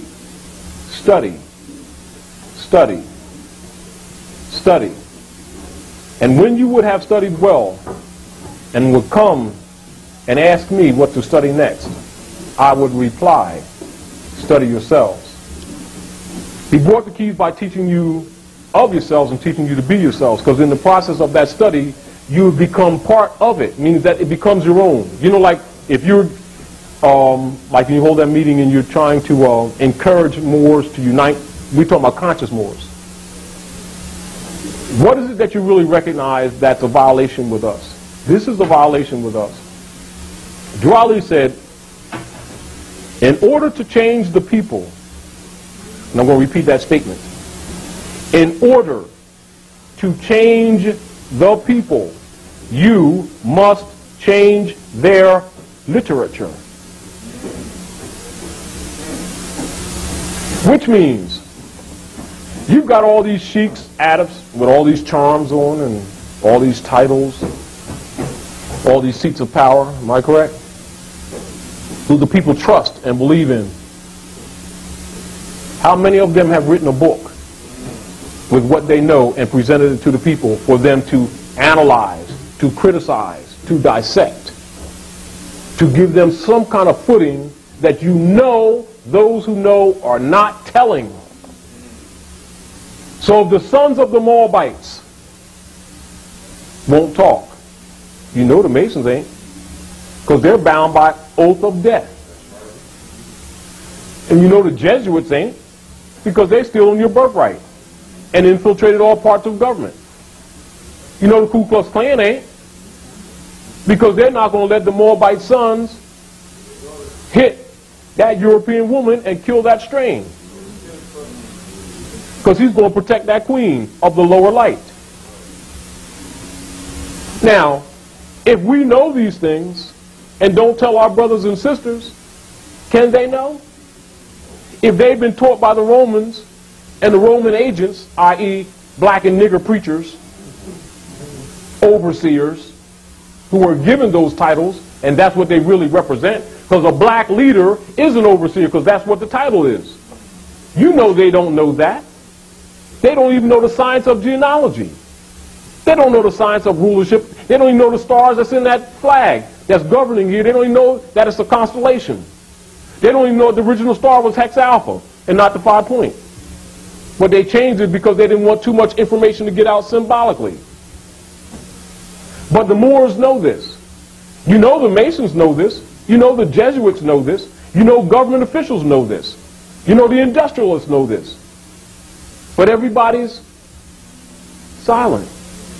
Why? It's not to their economic benefit for these troops to be out. But the Moors have a charge. They have a nationality card, don't we? They decided not to be their brother's keepers, didn't they? Didn't they? Didn't they? So when you, or I, or a brother or sister here who knows, walks up to a brother or sister on the street, or in the Bronx, or in Los Angeles, or in Hollywood, or in Louisiana, and try to school them, they think you're trying to convert to them some kind of religion, because you're Muslim. They don't even know that Muslim means the body. Why? Because some Asiatic corrupted agents with the Europeans got people thinking that, well, you know, Muslim means one who submits to the will of Allah. Muslim is the physical body. Even the Europeans are Muslim. It's muscles and tissues and bones. The manifest fetus coming out of the womb of woman. Everything that lives here is Muslim. You submit to Allah because you ain't got a choice. And the sun shines on the good as well as the evil. And you eat and breathe and take up space. Now show me other rules that we going by that's here, that we can subvert that. Is that a fact? You see what I'm saying to you? But what blocks people is their quote-unquote fictional taught belief systems, their deication. But in order to attack the deication, which is sorcery, you can't tell them that they're under the rule of sorcery. Because they, one, won't believe you. One, two, they'll think you out to lunch. Three, they'll think you're a witch. And everything else.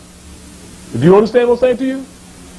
So you got to bring them back to the earth from an intelligent and scientific point of view. So you're going to have to dig up what the Inquisitionists didn't bury. Do you understand? Then you're going to have to take what they got and decode it. But you got to decode it with your third eye. You've got to see what the common people can't see. It's a state of mind again. When you acquire that state of mind, they can give you any piece of literature and you can break it up. If you don't do it immediately, you can break it down later. That's why you have to have certain codes or certain pieces of information to change your state of mind so that you can see different. And until they begin to see different, you're not going to do anything with them. You understand what I'm saying? And you know, and I know that adept means expert. Am I right, brother? Now, if the experts who were given the charge and the responsibility to teach the people sold Jesus out, Joshua, right? Sold him out. So do you expect them to come free you? Because you know if the people knew the truth, they'd been free a long time ago. But they think it's some kind of spook game, don't they? How do they think that? Because the so-called leaders have taught them that. The same leaders that got nationality cards in their pockets and know the truth and sit on it. And then when you come along to try to raise them, they say, oh man, he's just some kind of religious guy with some black thing, he's some version of Islam, you know, and pray 5 times a day and everything be all right. Of course, when they do it, it doesn't work, does it? Because the babies still get lynched. The women still get raped. They're still in nigger lines. You understand what I'm saying? And so they don't believe it because people keep coming from a religious perspective. Religious is not spiritual. They're not related. But how many people relate spirituality and religion as one? You know what most people do, don't they? They don't know that sorcerers have been dealing with them. They don't know that most of the people in these holy garbs are sorcerers. And what happens if you tell them that? They'll come lynch you. You throw them a life raft and they're drowning. And they'll talk about, can't swim for shit, excuse the expression. I ain't in the plaid because it's not my belief. And let the babies drown too. Do you understand what I'm saying? Huh? They're going to tell you what God wants and pray while they're getting lynched. And do it generation after generation after generation after generation and then lie to their babies and talk about they're saved. And get mad at you because you were pointed out that they can't be.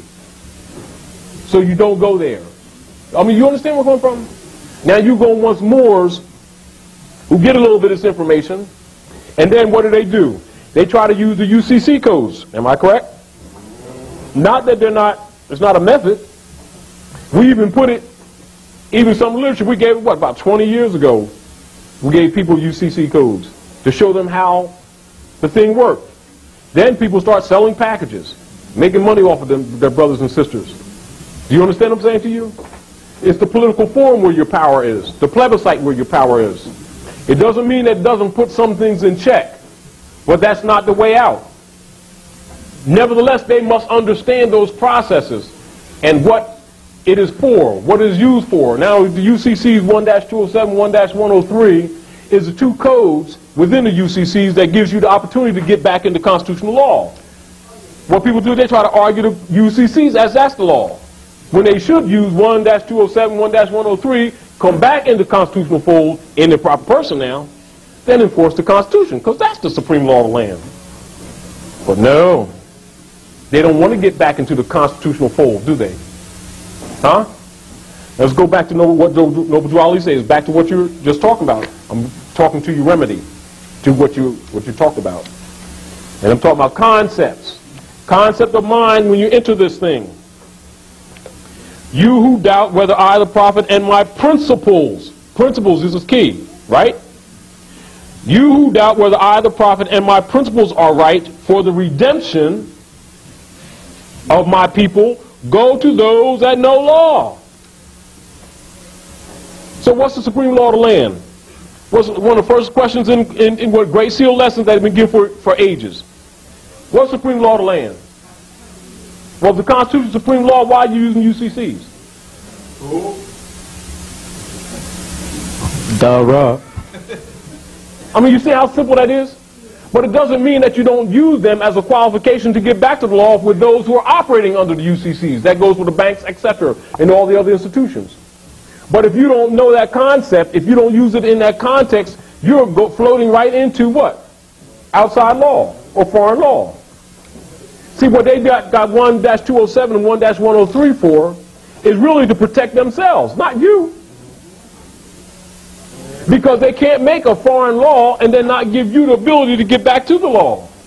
Because then they're absolute criminals. You have a right to literally walk up to them and put a bullet in their head.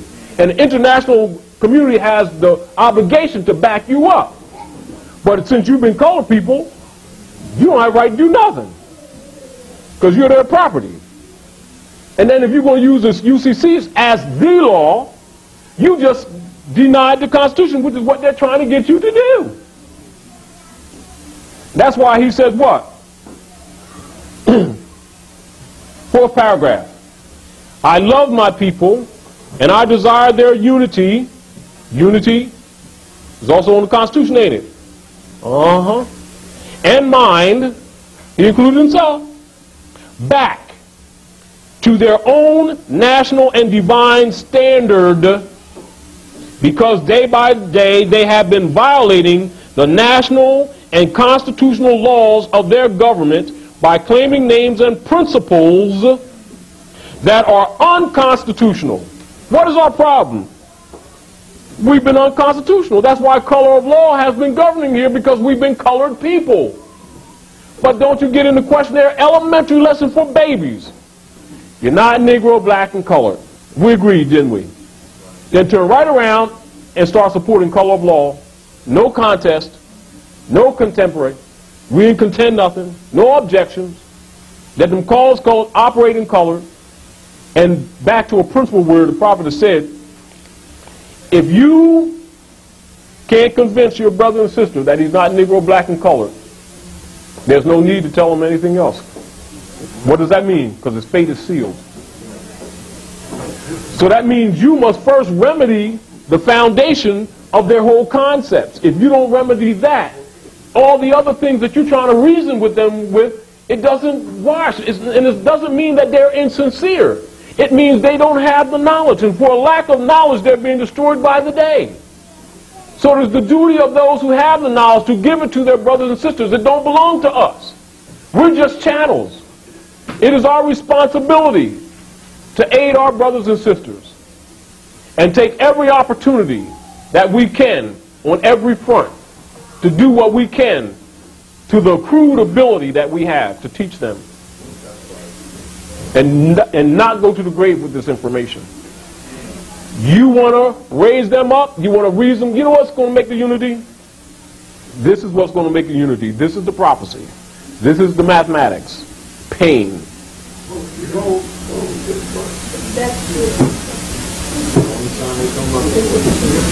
However, it is your duty to your mothers and your fathers to tell it like it is. Knowing that some of us are going to be cast into prison, knowing that some of us are going to catch opposition, is to tell it. Because that's the weapon. When their mind changes, the atmosphere literally will change. The earth is sick because we're sick. You know that religion has taught them that there's no relationship, but those who know the science of Islam know that we're connected to the earth, that our sickness reflects in the earth, and she reflects back at us. And when our minds change, the literal atmosphere changes, and he can no longer practice color of law if we stop being colored people. So if we share the information, you want the unity? Keep on doing what you're doing. You know, it's sort of like Not getting caught up in the fiction of, you know, you plant a seed and you get caught up in, you know, let's go over here and plant the seed. Excuse me for that.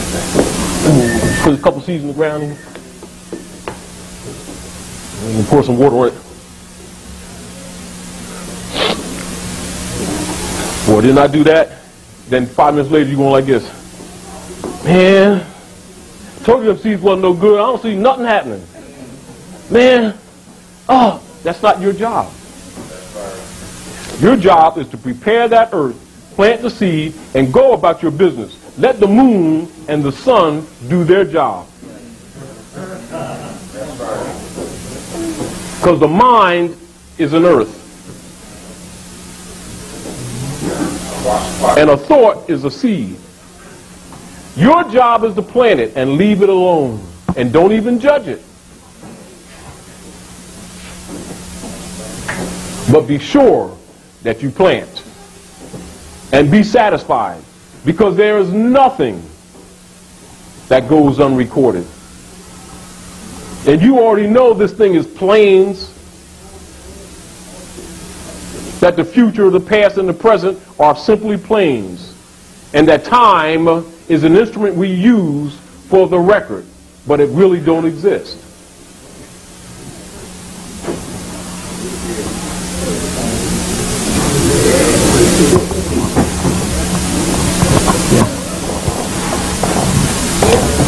You were raising your hand.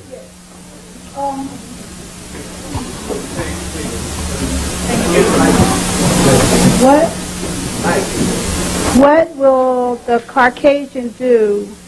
Where will the Caucasian go when we fully come into our standing here in New Mexico? There's two things. In order to save him, we must absorb him. He knows that and we know it. We deny it. This has been part of the social problem, is that we have denied him. See, we denied her, which is the European, the daughters, because of our own experiments on ourselves. And because of our not wanting to acknowledge the mix that we made in Patagonia of the animal and the human seed with flowers in the grand experiment in South America, South of Mexico, and in the Yucatan area when we had later abandoned the central part because of the diseases of syphilis, gonorrhea, tuberculosis that came about from those great experiments. Then we took the European sons because they were more degenerate and put them on the Isle of Patmos, which we call England or Albion, and put them behind the rock, gathering up the blue eyes, that's called in the Quran, and put them there. But we kept the daughters and we put them in our harems. And it's they who rebelled and taught their sons, and that's what the American Revolution is. Now, yes, the DAR. That's why when you see, if anybody travels outside the land and it comes into the United States, and you'll get a citizenship manual, and it's called the DAR manual. And they will show you the seal with the bird, but they will not display the Great Seal. And they will tell you they didn't have the space for it. But the DAR is not going to put that in there. Why? Because that's the sovereign, that's you, who are asleep, because they must live off of you. They're not angry, and they're not, you know, like our people saying, well, white people don't like us. That's bull. Just don't, that's put out there, you know how you say, you know how like when you put a plumbing in, and you put a hot water tank in, you got a pressure release valve? That's what civil rights arguments is for. That's what racism is for, to let you get your stuff off, and then go back to niggerism next week, while they steal your birthright. Do you understand what I'm saying to you? Now, let me finish this and I'll clarify this. I'm going to tell you what's happening and what's going to happen. All Europeans are not going home. Some of them will be here, will be teaching you government. Some of them, because a lot of them are good farmers, because they had made that part of the culture. See, because originally when we made the servant caste, we made them as servants or as slaves, and we became slaves. But that was our karmic debt. Do you understand? They know that we don't know that history. So most Moors look at the history, man, them Europeans put us in slavery, man, and they was rotten. Well, we had them as slaves first. You know, and all we is getting it back. You know, because debts must be paid. Because the law of compensation is rooted in nature, not in your opinions. Do you understand what I'm saying? So we must learn to love instead of hate. That's number one. You understand? Now, many of those who are going back are going because they will not hold up isonomy or the Constitution law. Because government is an abstract. It is not a building near the Potomac, etc., you know, or down City Hall. That's not the government. Government is you. But we lost that because we started taking the physical things and thinking that that constitutes government. What constitutes government is principles and the maintenance of those things. It's an abstract, but it must be part of the hearts and the minds of the people. It must be taught to them the same way that religions have been taught to them. If you lose that, you lose your government. It is divine. You understand what I'm saying to you? So many European sons going back, we're going to absorb. And when you see, contrary to a lot of things that people try to say to the contrary, you see Asiatics with Europeans sons and Asiatic women with European sons and Asiatic men with European women. Do not take offense. Do not take offense. Believe me, that's the solving. That's what's going to kill the dragon. And we are dragon slayers. This is the reason why the code of Kaiklos, which is the Ku Klux Klan, is not, and also the Civil War. That's why it took place, to stop the Moabite sons from marrying into pale-skinned nations of Europe, because the Moabite strain is so powerful that it kills any genetic strain below it, because it's the mother and the father of civilization. However, because we're going into the photon belt, and the photon belt means shift in galaxies. Just like you got a clock, just like, you know, clock we got on a, you know, and we're measuring that by the sun. You used to have clock with a double dial registered by the sun and the moon. Then you got sun, the moon, the planets. See, but then it becomes too complicated, don't it? But governors don't forget that. They just let you forget that. Because everybody operates by the clock. You understand what I'm saying? So they know that as we're moving into the photon belt, the atmosphere is changing, means the earth is quickening. So what's going to happen is that the sun operates in this atmosphere or in this solar system, along with Saturn, just like an immune system. Like your white corpuscles operate in your blood system, and it starts killing things that are out of order. Saturn sends back all your checks that you wrote. You wrote some checks? Them rings of Saturn contrary, it's going to send them back. You're going to cash them. Saturn is the devil to those who don't know how this universe works. But it's not negative in the concept that you think it is. Do you understand? Really. And as we move into the photon belt, the sun intensifies. And you know you got the apogee and epigee of the earth as it moves, long points and short points to the sun, and also dealing with the seasons. Well, guess what? The vibrational points of the sun and the earth is intensifying. It's quickening. Anything that's mutant or outside of nature is going to burn up. You know how comets burn up? So the great experiment has been done, but it's not complete. And so in order to save our sons, we must absorb them.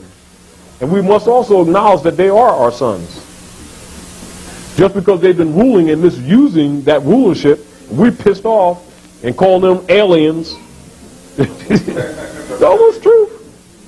It's the truth. Which caused her womb to be sad. And out of her sad womb, she has produced insane sons, which is what's wrong with him.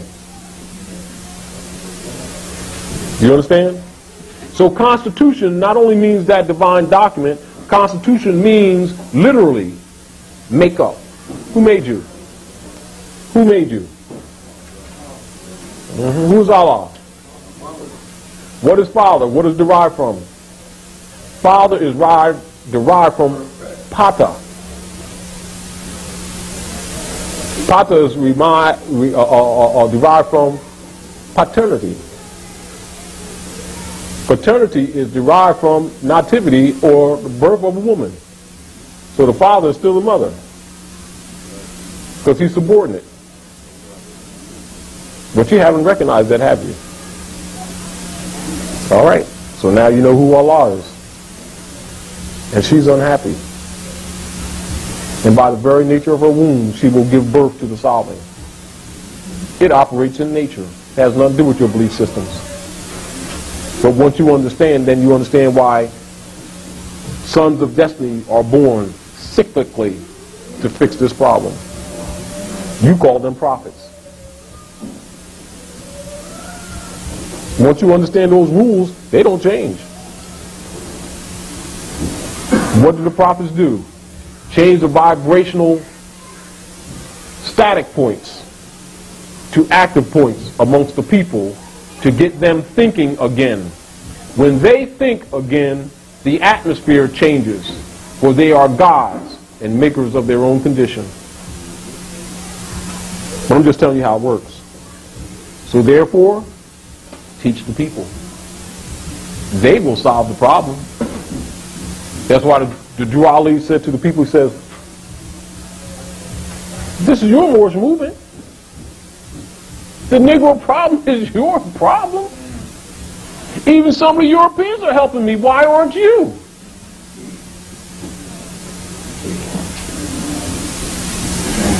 But he also said, we do not seek to marry into the pale-skinned nations of Europe. Why? Because we're out of order. Do you understand? You got to solve your problem first, because it continues, because the great sin exists with us. That's why nobody wanted to marry, what, black people or niggers, because you bring that corruption and that baggage into the family, and you corrupt them. And you sit around and feel sorry for yourself, because the womb is corrupted. Why? Because what you think affects the gene pool. Because just like any other science, that womb is a school. And however that woman thinks, she's teaching that child is already educated when it comes, whether it's negative or positive. However, they also don't want you to know that, so that you don't use it positively and solve this problem. You tired of this, sisters? Tired of this crap we go through? When you all decide you're tired of this, S-H-I-T, it'll start ending. And us sons, you know, we talk stuff, and a lot of men get credit for a lot of crap. All we doing is carrying out our mother's orders. You don't think it's ever different than that. It may appear that every male that's born here is going to serve his mother, his sister, girlfriend, wife, some woman. We're here to serve. Sometimes we don't like it. Sometimes we get pissed off. But man, everything a man does, no man can have $1 million in his pocket. We can go play basketball, you understand what I'm saying? Drink a soda and sleep on a sofa and be satisfied. Woman come in, we got to go get silk curtains and everything. Got to go get the stuff, clap your hands, and drapes got to open up like that. Got to get silk blankets and all this stuff. But other than that, we don't care. Not that we don't care, but we're mechanical. But women inspire men to civilization. That's right. It's serious. I mean, we ain't going to, you know, all men ain't going to admit that to you. But that's the real deal. You know, we come out the womb, spend the rest of our life trying to get back in. You know, it's true. Now, what you got to do is don't misuse that knowledge, but use it wisely. Because men operate on principles of loyalty. When man feels that loyalty is not around him, he falls apart. Men stay with women on that principle, and men leave women for the lack of that principle. That's what he operates on. In his nature, not what he says. He can say all kind of crap. But really, that's the key. Now, you're the key to civilization. And it's been in your hands all the time. But we followed after the gods of Europe that we knew nothing of, these idol gods. That's what got us messed up. You must shed them. But nobody can make you shed them because they're in your mind. So you got to have another body of information that releases you from those chains. But again, you got to want it. But the European is also sealed, too, because he has no choice. Because it's also in his gene pool. He's going to have to tell you. You know what I'm saying? He can't, it's no escape. He's going to have to tell you the truth. But it's up to you to really pay attention to what you think you're hearing and what you are hearing. And just like I go into the, like you say, dictionary, law dictionary to show you stuff that's right there, what part of the rulership of the Romans is to boast? You understand what I'm saying? So he boasts of his exploits. So if he do something to you, he may code it, but he's going to write it down. This is the reason why they spent so much energy and time in the period after the Civil War to force illiteracy amongst us so that you wouldn't read. And they give you idol gods so you wouldn't feel it's necessary to read. See, because you just believe stuff. You know, he kill you, baby. Oh, just believe it's all right. Right. Oh, it's all right with the Lord. Oh, I'm a man of God, God-fearing. And they say all that stuff, and we start carrying that stuff along too. You know what I mean? They just live off of us. But once you know the truth of divinity and spirituality, you know all that is fiction. However, you know the common people don't know that. They associate religion with Allah. Allah has no associates. Can't be bought or sold, and it ain't like some, you know, slot machine where every week it costs nickels, costs money to make them work, and then the prayers don't work after Sunday and all that kind of crap. You understand what I'm saying? He's not subordinate to money, which is subordinate to man.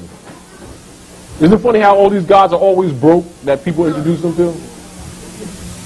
I mean, serious. And the people never question it because they don't know that sorcerers are operating. They don't know that most of these people are sorcerers. And if you really said that, they would want to lynch you too, just like they did Jesus. And I'll just tell you this lesson. You know his name was Joshua. But remember when Jesus came amongst his own and they received him not? You know what the truth is? Organized religionists and the political state in conspiracy plotted his assassination and carried it out in partnership, in secret meetings, in their lodges. And then told the world, there's a separation of church and state. And you believe them. The devil did it, and we got to raise the money to fight the devil and to do God's work. And you believe them. And you've been doing it ever since. This is back to a lesson to fight with, brother. Do you understand where I come from? So the point of you got to turn, you've got to give the people such information that they'd be willing on their own to turn religion back to the Romans. Not hate it, but turn it back to them and go back to those principles of their ancient mothers and fathers, which is spirituality, cosmology, based on that which is. Do you understand? And that doesn't change. When you stop seeing universality in principles, start looking for the lie. These are standards that every being on the planet must have. Because these are keys to civilization. They must be known. They must be taught. So for you to teach them, you must free yourself of idol god worship. You must know the difference between custom and truth. This is the reason why when you really study, now you look at your nationality cards. What is one of the things that Noble Drawley did with a nationality card most people don't even pay attention to? Say, we honor all divine prophets. What? Confucius? Name them. Jesus? What? Buddha? Muhammad? And Ali. What is he telling you? Now that's your first key that you get when you nationalize. It means go study them. Because your sciences are hidden within all of them. You're reversing the polarity. But you're not taking the ritual, you're stripping the ritual and taking the spiritual foundation and principles, the unification of the nation. And so Muslims, Moors have always been known to do what when they rule? to even help Christians build churches. Tolerance. That's why Moors have been known for that. Why? Because we know that religion is a solace system that was set up by the Moors to keep harmony and peace in society for the common people. Where you would rule yourself and not act like animals. However, you're to be taught the liberal arts and things of science so that you know that when you become a child, when you become an adult, you put away the childish concepts and deal with science. Now Adam ain't no longer Adam sitting there with, a leaf over his wiener diener, and you know that Adam is atom. And you start dealing with the structure of all matter. And you know that Eve is evolution. But that's for adults. But when they're a child, you get them little building blocks, don't you? And that's all. That's all it ever has been. But the leaders ain't going to tell because they'll lose their, funding, won't they? Huh? They'll lose their lunch money. Creator. They're ordained by the state. And they're partners with them. But of course, we don't want to deal with reality, do we? Huh? So when people begin to really study government principles, study issues of jurisprudence, etc., they begin to find out certain principles, just like when they go down and get a marriage license, right? Then they study to find out comes under Article 39 of police powers. Has nothing to do with divine, nothing between you and God and all this love. No, it has to do with the corporation state, which makes your children, your offspring, the property of the state. And then they take that birth certificate and then auction it off. What, they send all the birth certificates? What state, what part of that Pennsylvania where they send all birth certificates? No, across the country. We talking about just...